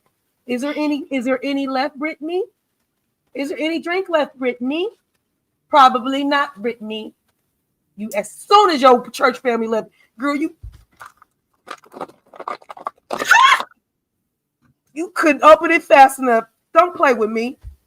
Don't play with me. By the end of the day, like before the night was over, that bottle was probably gone. I told you that as soon as the last person walked out, she was. Angie already pointed out that every time she turns around, she be guzzling down wine, and we caught her multiple times on camera guzzling wine. So it was going to get out one way or another, even if Angie didn't bring the wine. Literally, with Lisa being Mormon 2.0, and I don't know what you want to call yourself, I need y'all to get it together, figure it out, because you guys are not really like the real Mormons. Like, y'all literally not. We already know that Heather pulled herself out of it. Whitney, I think, pulled herself out of it. Lisa, you making up your own rules. And Brittany, you making up your own rules. Y'all, and you mad because somebody's doing something that no, you like this. Like, literally, I'd have been like, girl, thank you, but go put it back in your car. We're gonna get that thing later. I mean, if it was that big of a deal, you wasn't even truthful about it. You didn't even tell her, like, you was like, that's the church group. And even like Angie told her, girl, we take communion. We do the red wine. Like, we take communion. Like, y'all might not, but that's what we do. It's not like literally like you about to go get drunk off this wine. So yeah, it just, I need Brittany to sit down and read the room a little bit better. I'm so over just, and I'm not saying y'all that every type of organization, every type of institution, every type of program, every type of thing in life is bad. It tells you, if it has certain rules and stuff like that. I'm not saying that it's bad, but like, I'm just too grown at this point to like lead my life in fear, trying to suppress things that I want. If I'm not out here robbing, lying, cheating, stealing, like if I'm not out here really like doing some wild stuff, then it is what it is. I know where I stand with my God and all that, and I think I am doing just fine. And I wish Brittany would maybe look at it more like that. But I get it. Mormon religion's different. You guys have strict rules and that govern how you should live your day-to-day life, but like I'm just not. And maybe especially too being in the military too, for me is like I refuse to be subjected to living any type of way, or not being able to freaking have my hair a certain way, or not being able to freaking have a body piercing, or freaking if I want to go smoke me a blunt, I'm gonna go smoke me a blunt. Like, it's just Hey. Oh. I'm not gonna do that, but yeah, not interested in being so like hell-bent on like, oh my gosh, like, oh. And I feel like people act like this too, like even like outside religion and stuff like that, like people that like, I'm not saying like you're a bad person if you're not like cussing up a storm in front of your parents or something like that, but I know people that are like, oh my god, like I can't even like do this type of thing in front of like my parents, or in front of these people, or like they don't want these family members know. But like, it's just like, if they're not, you know, bills, we're all grown here. Like, that's not meaning that you're any better of a person than I am, because I do choose to engage in these types of things. But Brittany, you like it, I love it. Do you, boo? Do you? But did you get to the part where when Angie clapped back at her? You about to get to that part right now? Okay. I was going through my notes. So where I'm at, I was like, let me see where. Okay, that's it. That's right here. Angie turns her girl, like, sorry, but you're doing 3 guys right now, and you have the nerve to get upset with me. You're offended. You're offended that I bought wine to your church family thing when you're doing 3 whole guys right now. And we see this unseen flashback from 3 weeks prior where Angie and Brittany were out to eat, and Brittany explains to her that she's feeling good about where her and Jared are right now. She's also getting closer with Aaron, who is the person, the dude that she bought to Angie's party or whatever. And she has this new guy in the house. And then we get this confessional from Mary. This is what, while you were speaking, I should have brought this up, because I did actually read, or I took a screenshot of the text message that Jared had said to her, like the whole thing, because obviously they zoomed in on just like, whoa. Yeah. Because I was like, let me tell you something. This, before you even say this, this episode gave, you know why I was given? Because they kept raising the bar. Every time we would think, okay, here we go. All right, that was a good dig. And then there was another dig. Boom. Okay, and then we right here. Okay, cool. All right, we're going to go to commercial break. Okay, we're going to come back from commercial break. And then it's another dig. Boom on that. It was like, they just, boom. They were stacking. Bow, bow. I was like, it was like bang, bang, bang. I see why it's called bang, bang. And it wasn't for these bang, bang. It was for the bang, bang. Shout out to Queens of Bravo, though. It's too small. Yeah, I'll just read it then. Where'd it go? Oh, right here. So yeah, Mary, y'all. Mary politely lets us know that Jared has actually been sliding into her DMs. Yeah, I didn't misspeak, y'all. You heard me correctly. Jared Osmond has been sliding into Mary's DMs to say things along the lines of, what a quality and amazing human. What a pleasure it was to meet you. Mary, it was such a pleasure. I think you're amazing. You have a blessed day as well. You are one of God's greatest daughters. You can feel it.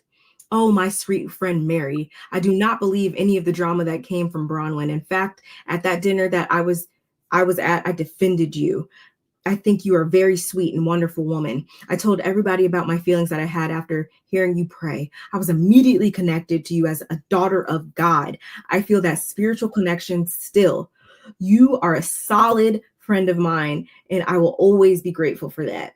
You and I are definitely in a good space. If there's anything I can ever do for you, just know that I am right here. Jared, I'm gonna need you to get out of Mary's DMs. What the is that? How did you flirt with the church lady? How do you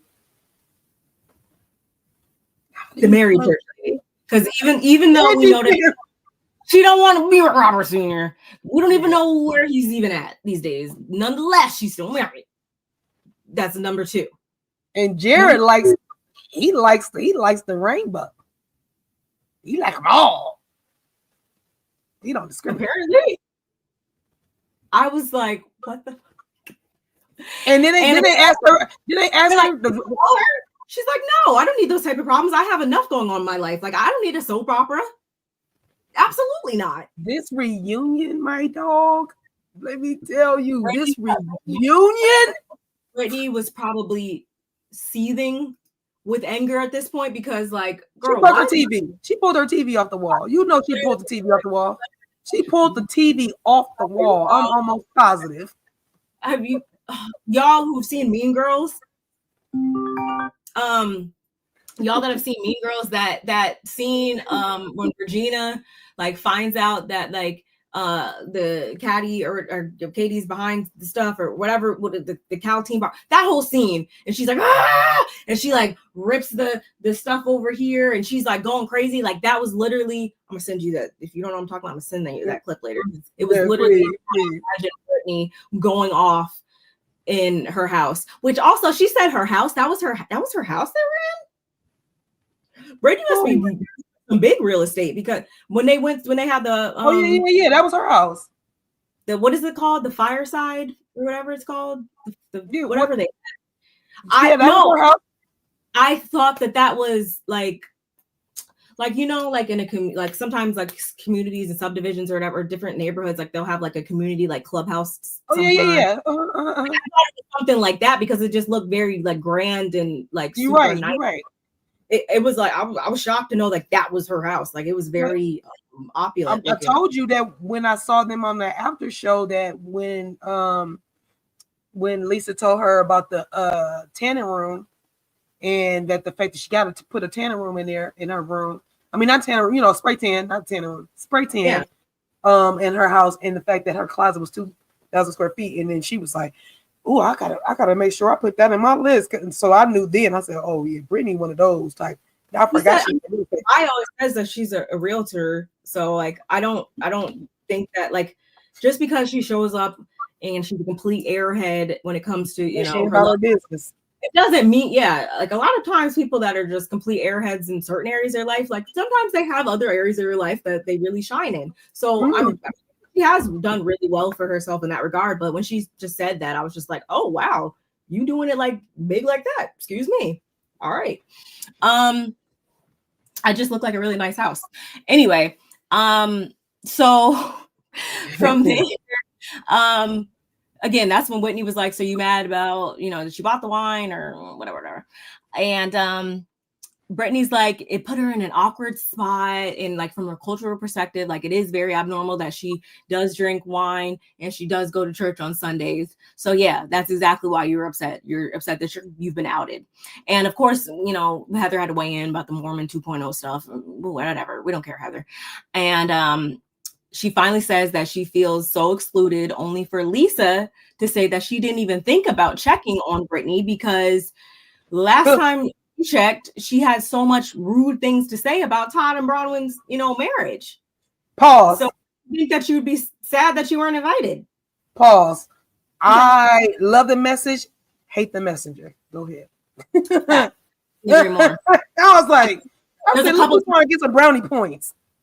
There was a couple times in this scene where Lisa said some stuff, and I was just like, wow, okay. And then I thought about who it was coming from, and I was like, how dare you? You do have it in you. Well, she does. You have it in you.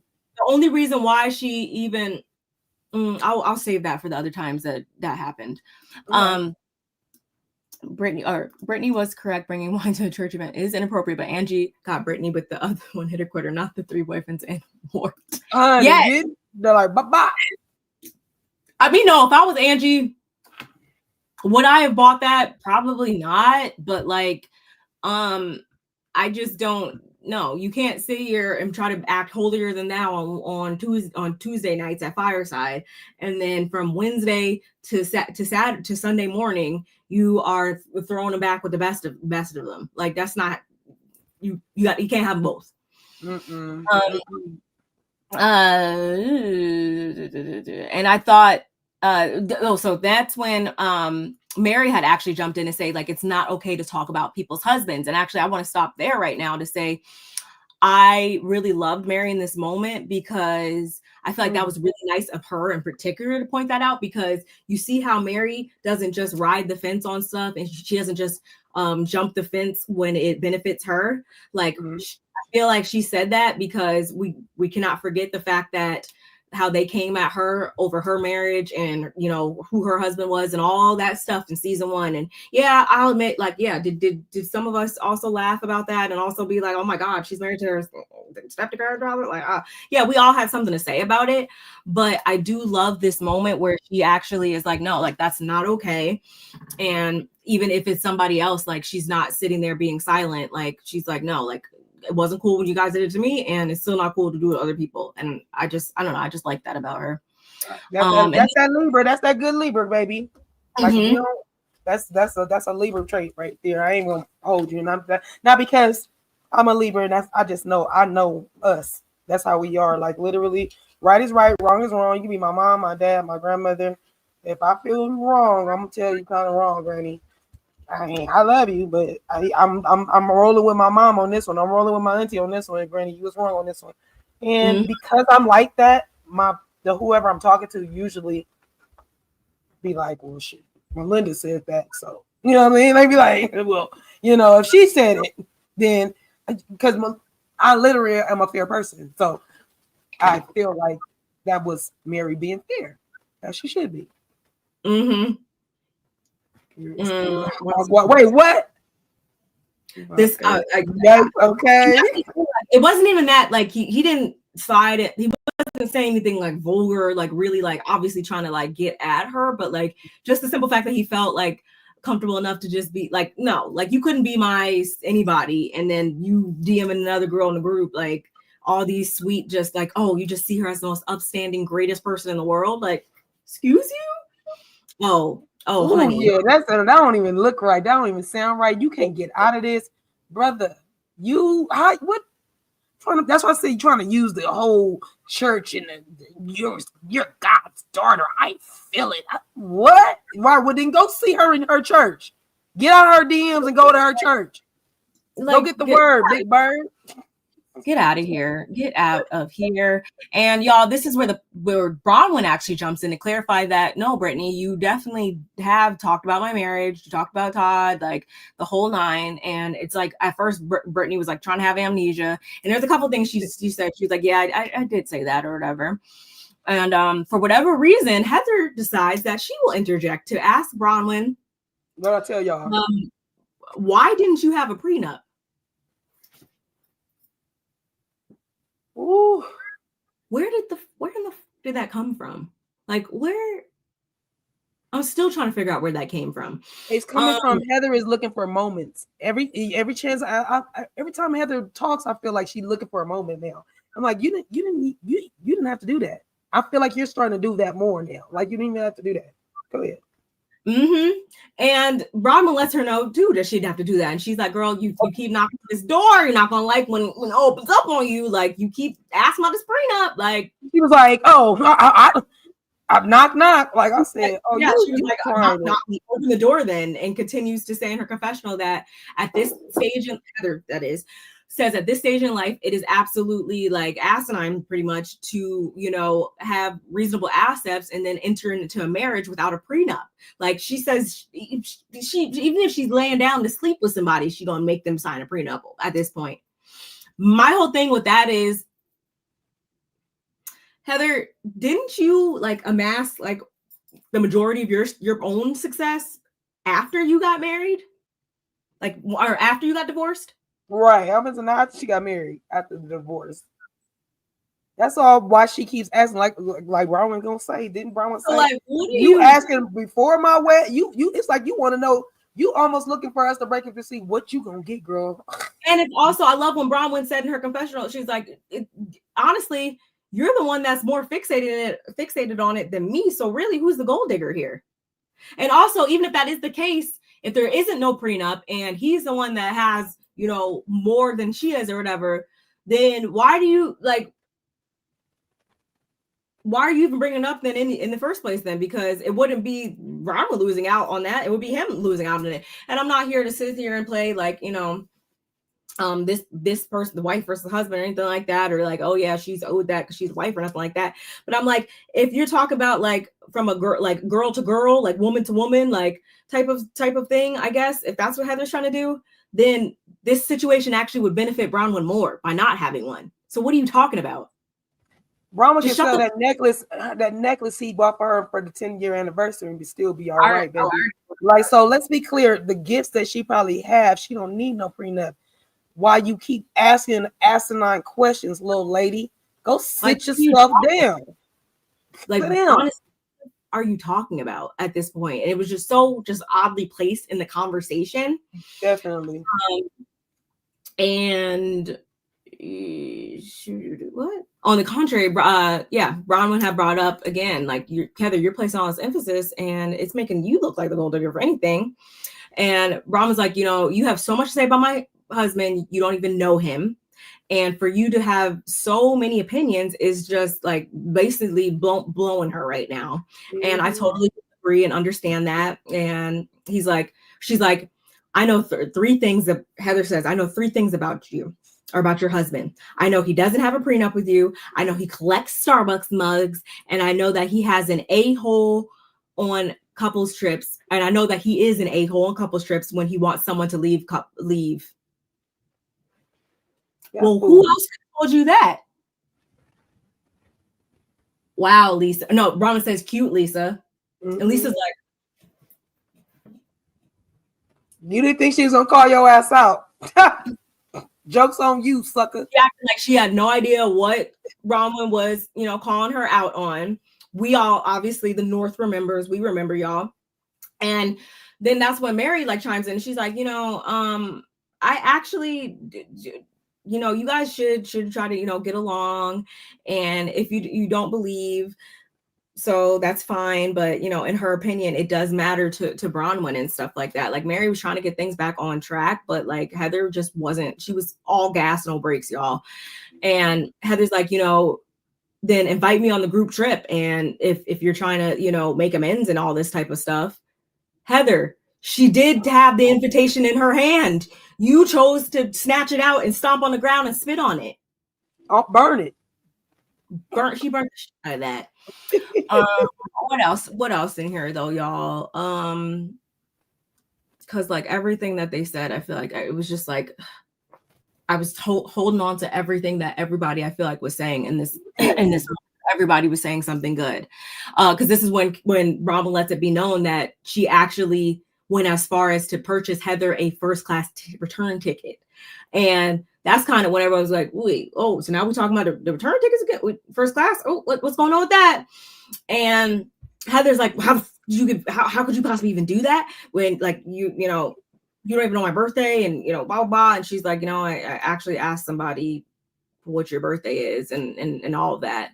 And Bronwyn she's like, so calm and cool and collected. Did you notice how Bronwyn was so calm, cool, and collected? Heather was like literally crazy eyes. A dragon. And started being really weird because it was like she was actually like bragging about the fact that she's lied to everybody in the group about them not knowing her actual birthday. She was like, it was like she was bragging about that. I know you didn't give me a ticket because nobody here knows my actual birthday. And everybody's like, you shouldn't get another birthday gift from none of us. I wouldn't give her.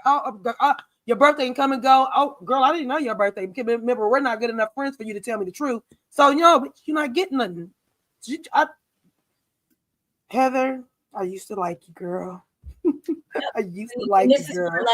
Then Heather's like, well, okay, well, if that's the case, then who took the first class ticket? And Angie's like, well, not like everybody's like, well, I don't know. And it was actually Lisa that because she still has her booty on her back about the situation. And she's like, well, yeah, not us. I couldn't even move myself because when John went back to get the ticket, it was gone. Still very, very like, and you could tell by Lisa's demeanor and how she was saying it, like she's still very like bothered about this. And she also throws Angie under the bus at this point because she's like, Angie, you weren't exactly thrilled about it either. And Angie's like, this is where I want to ask you guys, do you feel as though Angie was like upset with Lisa in the moment because she did in fact have an issue about the way? Or do you feel like what did you? I feel like she did. Like she wasn't going to take it as far as Lisa did, of course. But yeah, she may have said something, under her breath or whatever. I mean, if you take Lisa, me, why are you throwing me under the butt? Like, girl, you really well, gonna throw me under the here's the thing. bus? First of all, they got chartered out there on a jet. Let's be clear, right? Do you feel like they should have went back the same way? Do you feel like that? So I thought they would have went back the same way. That would have been my first thought. Now, if not, and I'm purchasing the tickets for whomever, and me and you got into it, or we're not good. Yeah, I'm not going on my way to make you accommodating. But what I could do is tell you, look, I'm about to buy these tickets. You want to upgrade? That's on you. You go ahead. But with my money, this is what I'm doing. This is what I'm doing, and I don't owe you that either. You take what you get. Y'all already said this like the best trip y'all ever. Even Whitney said best trip. Yada yada yada. They stepping it up, and for you to feel that way, even if, like I said, Angie could have been just taking it back. Oh, we got regular. Well, we in regular coach ticket. We're in regular class. I don't think it was more like I can't believe I'm in regular class. Like I don't think it was that as much as it was for Lisa. Lisa said she ain't been on regular class and since she was a kid, damn near. So, I don't think. Let's say Angie did complain about it. Why are you bringing it up? Talk about what you did. Stop trying to bring everybody in on it.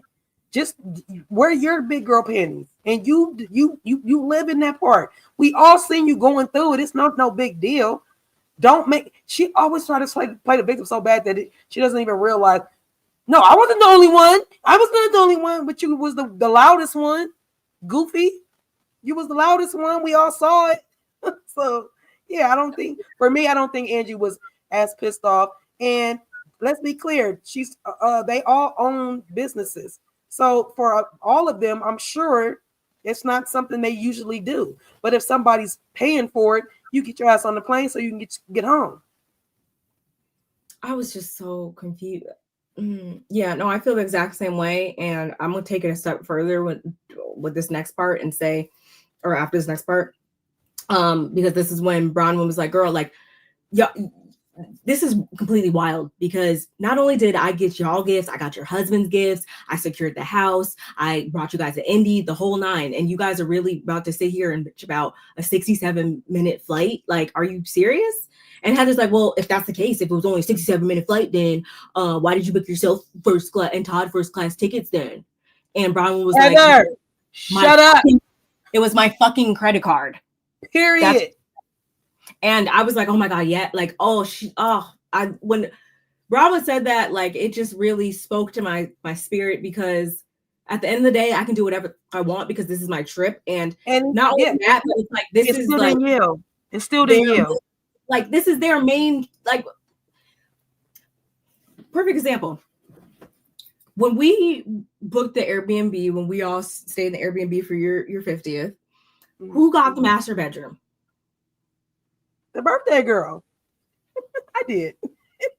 Was I fucking crying and whining and saying like, "Oh my god, like I should have the exact same"? Like, no, like I don't feel like there's anything weird about Bronwyn and Todd putting themselves in first class. I do understand where some people are like, "Well, you guys flew private. Like, why wouldn't you go back private?" Okay, I'll reason with you guys there. A lot of money. The matter is, like, she was nice enough to even make sure that you got, like, you still were getting home regardless of where you were placed on the plane. And furthermore, I feel like too, she got Heather that ticket. Like, Heather has all this to say, and we also have to take into account that Heather's would have been at that point the only single person on the trip. I mean, there's Meredith too, but anyway, but I say that to say, if everybody else is in couples and stuff like that, I do think that was her way of further extending an olive branch to Heather by saying, "Hey, instead of sticking you somewhere by yourself so you can think about how you're by yourself and we're all with our husbands and whoever, why don't I put you up here with us in a nice you'll still be husbandless, but you at least, be in first class, bringing you into the fold. But instead you want to keep about how you didn't get invited when really you did get invited." Like, I hope you guys are picking up what I'm putting down, because Heather was just so just insufferable during this scene. And even when Bronwyn took it further and was really trying to break it down and say to her, like, no matter what, you're always going to find something wrong with, anything. Like, as Candace would say, the goalpost is always moving. The goalpost is always moving when it comes to people like Heather. And it's crazy because numerous times in this scene, she openly admitted that. So you can admit on one hand that, wait, I have it somewhere in my notes.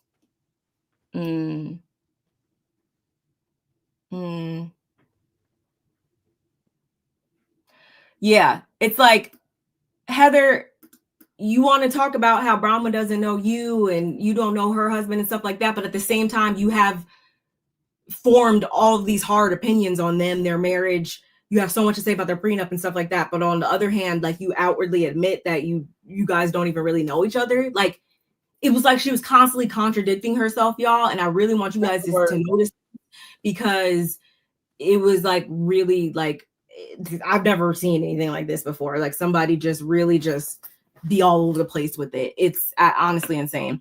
Whitney tries to be the mediator, of course. And she talks about how that her and Heather both probably share a lot of the same trauma from friendships and all of that. And of course, that moves Heather to talk about, or to actually admit what she really is hurt by. Which is actually, I feel like it was strategic. A lot of people are like, well, at least she apologized or whatever. But no, like, she says that she's fiercely defensive because, her friendships, because this serves as this is like her chosen family, when her biological family, no longer is in her life like that. Mm-hmm. So she's very cautious of new people coming in the group, but she's going to take Bronwyn for face value and believe that she really did truly want her on the trip and everything. And I feel like, don't let Heather fool you in that moment. That was a strategic apology, because at this point, if she would have not accepted Bronwyn's apology, or olive branch, however you want to put it, in this moment, she would have looked like the bad guy. She would have been she wouldn't have been able to flip it in front of everybody at the table. So yeah. It was a strategic. The jig was up, girl. The jig is up. You can't pull the wool over people's eyes over in this moment. You're so right on that. Like, literally. And I feel like Meredith was also kind of shaking her head in agreement too, when she was going on about how the friendships in the group and it's been this and that. And I'm just like, Meredith, not too much. And not too much Lisa either, because Lisa piped up and said a little bit of something too. And I was like, not you being happy that they're making amends. No, you're just happy that the focus wasn't on you in this conversation, and you weren't forced to take accountability for your actions. That's the only reason why Lisa was happy in this moment, because it wasn't about her. Anyway, that's the only time she's happy. Anytime. That's why Lisa's always. She wants it to be about her when it comes to, like, if it's about anything else good in life, it needs to be about her. But when it comes to taking accountability and you being up in this situation, Lisa, of course you're happy that you didn't. That's why you didn't really chime in to really say much, mm-hmm. Because you knew that you were still very much in the wrong about how you acted as well. But y'all, so everybody's like, oh yes, we're feeling good, everything is great. Wait, but what about me? Oh my gosh. Oh my God, you guys, like, you want to have this kumbaya moment, and I'm just so sick of this. Like, what about me? Brittany, this is why Jared don't like you. Go ahead. When I tell you, like, and she's like, I want to have a one-on-one or sit down or whatever. And Mary's like, I mean, you have the We're floor sitting right down. now. You have the floor. Dummy. So, and I was like, my God, puppy or some type of unconditional love, like something. And Angie's like, oh, you're just feeling left out, right? It was the way she reached her hand out and was like, to her, because it's like they all don't take her serious, but it's like they have to, like, obviously play the game for a minute with her. And right. She's like, Mary's like, or not Mary, Lisa of all people is like the main person who runs from like sincere apologies, but she's like, well, why don't you just tell Bronwyn like you're sorry or whatever? And so then Brittany turns to Bronwyn and she's like, I'm sorry for saying all the mean things about your husband, et cetera, et cetera. And Bronwyn's like, are you saying that because you really feel that way, or are you saying that because you were like just told to say that? Bronwyn was like eating like, girl, like I don't really even care that much. But I forget what, I don't know. I think Brittany said she really does feel that way, so they're good enough. But she said no. Let's be clear, because even Orange Blossom said she like Brittany. You can pull that comment up while I say this. But Brittany, literally, I don't think she lies. She don't lie. Like literally, like she's one of those people that can't, like when she says that she's sorry and she means it, she really is meaning it, or she wouldn't even said it. She's that type of person. When I look at her when she said it, like, no, I really mean it. Like, it wasn't like she don't really mean it. Like, I don't get that vibe. I really get she wouldn't have said nothing. She would have just not said nothing, then apologize. So that's what I do give Brittany. And she is good. She's good TV. She is good. Definitely good TV.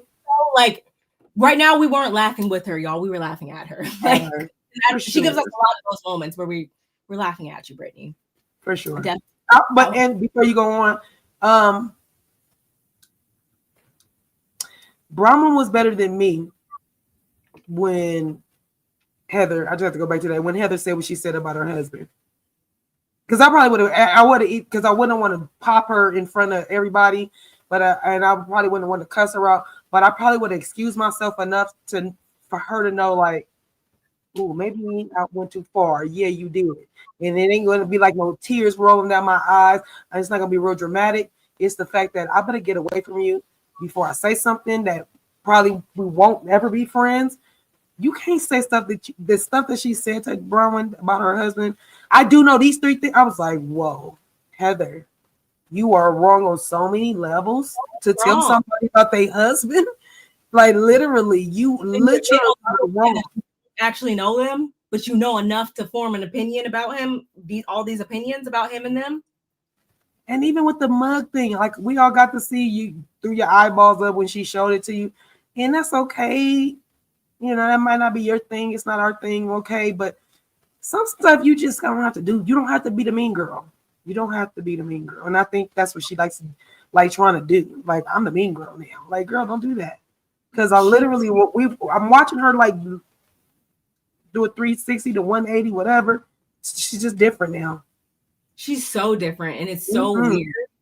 But at the same time, I always think that she had this potential because of the whole her being, not the popular. She was always the outcasted, not popular girl, or whatever. So she always had the potential.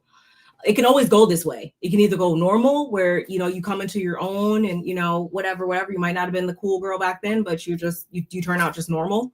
Or you can go this way, where it's like, yeah, I wasn't cool back then, but I definitely am now, and you just are still in this high school popular girl, cliquey, mean girls type of added mentality, and that's unfortunately the way that Heather went. And when we get to the next thing, you're about to start talking about Meredith. Yeah, this is the last thing. Okay, before you do, I don't know, but she's starting to give me red cup Seth feelings. Meaning, I feel like she starts drinking and pre-gaming before she goes to places. She might not do it all the time, but like, I feel like when we see Meredith, when she has meltdowns, I feel like she either is not eating a lot. You be drinking and certain things can come up. Sometimes you can have that good buzz, and sometimes you can get that mean buzz. It just kind of depends on where you at and why you're drinking. So sometimes I think that she's drinking before she meets up with people, and she ends up having that non-drinking self. Yeah, I feel you. But no, I mean, obviously, but you around people that drink, and you can see their mood swings. Different people do things. You don't drink like I do. I've had bad drunk experiences, and I've had good drunk experiences. Right. I just feel like she gives me that though. Like she gives me the. No, I think that she's a weirdo and a control freak. Okay, so now you can go ahead and talk about control freak to me, y'all. And honestly, this next scene just I feel like illustrates that how she's always looking for an escape, like she an escape from her accountability. She Meredith's a runner and a track star. If you guys don't know, like she's always gonna find a way to be done. I am done with. She's disengaging. That's what she likes to call it, right? And yeah, that's exactly what we got in this last scene between her and Angie. To kind of just paraphrase this, y'all. Angie, they all like make amends enough only for Angie to then turn to Meredith and say that, actually I do have one more thing to get off my chest when it comes to you, Meredith. And Meredith's like, of course you do, whatever. Very, very just passive aggressive. And Angie wants to talk about the whole podcast thing with Sean because she does have some lingering feelings about that. She just wants to clarify all that. So and she does kind of speak for Sean and where he was coming from with it, only for Meredith to respond by saying she doesn't want to Meredith says she just wanted to deal with an unresolved issue that had never been addressed and come to some type of resolution because it pertained to her child. But at the same time, she doesn't want to go backwards, but it seemed like Angie wanted to go backwards. And if that's the case, it's not going to be good, or it's not going to be pretty for anybody. So Angie, y'all let me know. Do you guys feel like that was a threat? Do you guys feel like that that was kind of threatening? Like she worded that in a more threatening way? I do feel like she worded that in a way that, do I think that Meredith's ultimately going to bust a grape in a fruit fight? No, but she does have a way of saying things in a way that can denote that she has something up her sleeve type of stuff. She does. And Andy's like, yeah, we're not going to go backwards. I'm actually trying to go forward. And Whitney's actually the one that had to clarify what a threat was. And everybody's, starting to kind of look around and kind of confused as this exchange is happening, but only for Angie again to try to clarify what Sean meant, which was that Meredith throwing out the whole "you want me to go there" with the husbands thing, and that didn't really land well. And they received a lot of support from the LGBTQ plus community that didn't, and they didn't really appreciate what Meredith, the spin that Meredith was trying to put out there. And Meredith begins to cut Angie off by saying that she has a consistent habit of deny, as she usually does. And Angie, as she usually does, she stands up, of course. I don't know if I got a picture of her standing up, but of course, like they're going back and forth. And Angie, she loves to always jump up and stuff. Yeah, and for a little bitty self. This is actually when Meredith decides that she's gonna play the recording or whatever. So she's like, she locates the clips or whatever. She starts to play it, and tries to hold her phone. Yeah, she's holding her phone across the table. Whitney decides to grab the phone, y'all, out of her hand, and she says that she was trying to lower the volume, but I don't know. Wait, where's your volume button on your phone? My volume is on the side. Side, right? Yeah, mine is too. For some odd reason, Whitney was in the. She was on the phone. And I'm not like, obviously you can do you can do it like that, but like ultimately you usually just do it on the side then if you're doing it like that. So yeah, so that's that picture right here where Meredith jumps up. Look at Lisa's face. Meredith jumps up, grabs the phone back from her. And she's like, I can, handle my own phone, thank you, or whatever. But her eyes so bold, she'd be like, she be looking so spaced out. Oh hey, princess. She be looking so spaced out. Hey. Okay, good. You agree then? Not Michelle talking about the chia pet on her.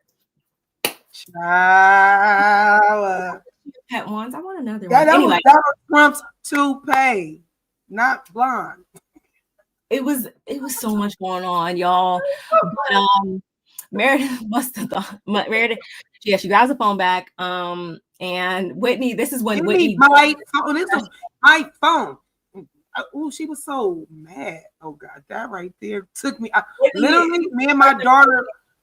I laughed for at least 3 minutes, and I mean, I had to rewind it because it's her saying, "Give me my phone." And what was the last part she said? It was like she said, "Give me." She said, "Give me my phone. How dare you take me?" like, and how dare you? And the look on Whitney's face, I was like, Whitney, literally, girl, I cannot. Like, literally, I'm telling y'all, this, if y'all don't watch any other one, this was the one. I'm telling you, they just kept raising the bar every time you thought that. No, because like, would we really be freaking putting our hair in fake bangs right now if the episode wasn't giving? You think we would really get up here and you guys this if it wasn't worthy of this? No, the show is giving. Y'all need to watch. Y'all need to watch. I'm telling you. I'm telling you right now, Nola hit me inside on my. She had to get off. She said she was going to go to sleep, but she did text me just to say, "Sister, y'all giving us the commentary made me start watching it, and it is so good. So literally, I'm telling y'all, it is good." I didn't even. Oops, I didn't read it. My bad. I respond to her after this, but yeah, like it's giving. It really is, and it's only going to get better because they haven't even gone on the actual cast trip. So we ain't got the reunion yet. Like, and it better be a 3-parter. We ain't got the Lisas yet. All the Lisas. We're only halfway through the season, y'all, and I'm already saying that I'm good with knowing that like you can 3-parter. Fine, like it's automatically 3 parts already. I'm good with it. Bring all the husbands. Because I need to bring Jared. Bring Jared. Come on, bring now. Jared. Bring Jared. Bring Jared. Bring Hal and bring Aaron. Bring everybody, please bring everybody. But who we not gonna bring? We're not gonna bring Brooks because that's Meredith's son. Why did you even? Nobody can talk about. Don't even bring him up. That just made me upset. I had to, sis. I had to. But that's the thing. She only has him because Seth don't be nowhere. He don't be nowhere around. See. And if she had some event or something like that the other night too, and Seth wasn't in the pictures. It was her and her 3 kids. She had like a caviar lunch. She had a whole caviar thing the other day. Just saying. Not surprised. I've tried a little bit, but it's not like something I'll be like, oh my god, like. I would try it again. Like I would try a different one. Like I would try I love seafood. I would think that I would like that, but I've never tried it. I love seafood. It's definitely different. It looks different. Your regular seafoods, yeah. But, it has to be. Somebody got to give it to me without telling me that's what I'm that type of person. Give it to me, but don't tell me what I'm eating until after I ate it and tell you that I like it. Then you can say, you ate. Other than if I tell you I don't like it, don't tell me what I ate. I don't even want to know. I think he will, but it's just like I think he will. However, like, do I expect that they'll come back next season? Like, Todd, if you're the reason why Bronwyn doesn't come back next season, I'm gonna have him. We need a divorce. We need a divorce party. And if he do show up, he can't sit like this. He can't sit right like this no more. They're gonna have to strap his arms down, like death row. They're gonna have to put him down here and put his arms down. He can't. And he be able to cross his arms. I don't even want to see him on the stage. Like literally. Oh, ridiculous. Oh my goodness. Maybe got boy toy somewhere. Just come on now. We already know that because Lisa spilled the beans. You know, girl. Have an arrangement. Know anyone? They must have some type of arrangement or something, or they're not gonna be together forever. I don't think so. Anyway, because they don't even seem like, even when they are in a quote unquote good space, it just doesn't ever really seem like They're just always seem like he gets on her nerves. And I feel like also like vice versa too, where he like I feel like a lot of his persona kind of maybe comes off that way because like he truly like doesn't enjoy even being around her really. So it's like I don't think like he wouldn't be that fixated on joking all the time. I mean, yeah, does he like kind of like I told you that's red cup syndrome. Give off like sexual nose? Yeah, he definitely does. But like still, I just feel like his whole shtick and his whole like vibe, he wouldn't be referring to that all the time if he was that captivated by her, if that makes sense. Right. I agree. Definitely. But let's finish this up, y'all. Again, they're going back and forth and all that. Meredith grabbed her phone back. Whitney impersonating Meredith, and at this point, Mary has had enough, y'all. Mary hasn't had enough. Angie, stop! Meredith, stop! Angie, but if you guys don't, she stood up and she just stood up at this point. Yes, she has stood up at the table, y'all. I invite y'all to my house, and this is how you guys repay me. That's probably what she was thinking, and she she finally turns to Meredith and says, if you don't stop, like, I'm going to basically have to ask you to leave. Meredith took from that, get the out, and was like, well, yes, I will leave. And she grabs her stuff. And she's like, well, yeah, you know, you're kicking me out. You're kicking me out of your house and stuff like that.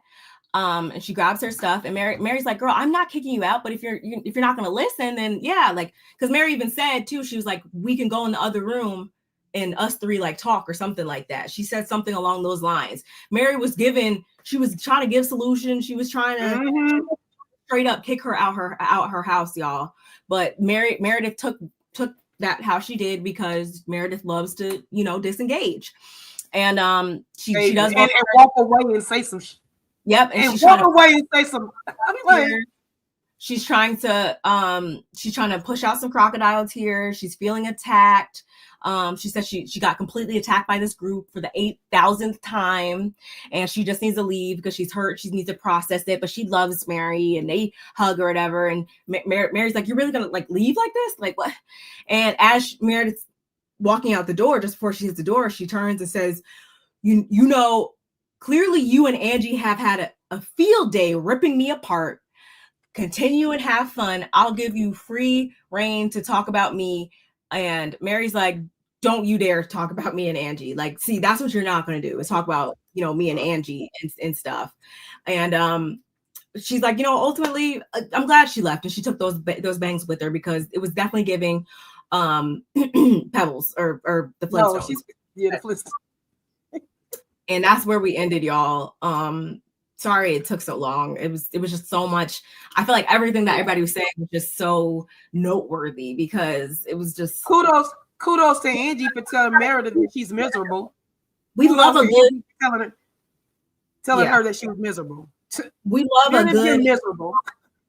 We love a good Housewives table scene. Like, this is very classic. Like, very classic setting for them to all be, you know, around the table, but we haven't really seen it executed and knocked out the park, I feel like this in a while. And I was not disappointed at all. And even the scenes prior gave us some things to talk about. We just had a lot to talk about in this episode, I feel like. And wow. And they got a lot off their chest. They got a lot off their chest. What was so much to talk about, because they literally, some of this stuff needed to come up and come out. Like, it needed to come up and it needed to be thrown out, because it was a lot. The thing I heard is actually, because one of the rumors on the street is that I saw even before the season aired, that Mary and Lisa had got into it real bad and some really nasty things were said between them two. Apparently that happened at this, somebody said that happened at this event as well, but it was cut out. So if that is the case, like, even if that is the case, I'm a little upset because I want to know, because I'm nosy, right. But messy. But the other part of me is like, wow, you guys were able to cut all that out and still give us this good of an episode.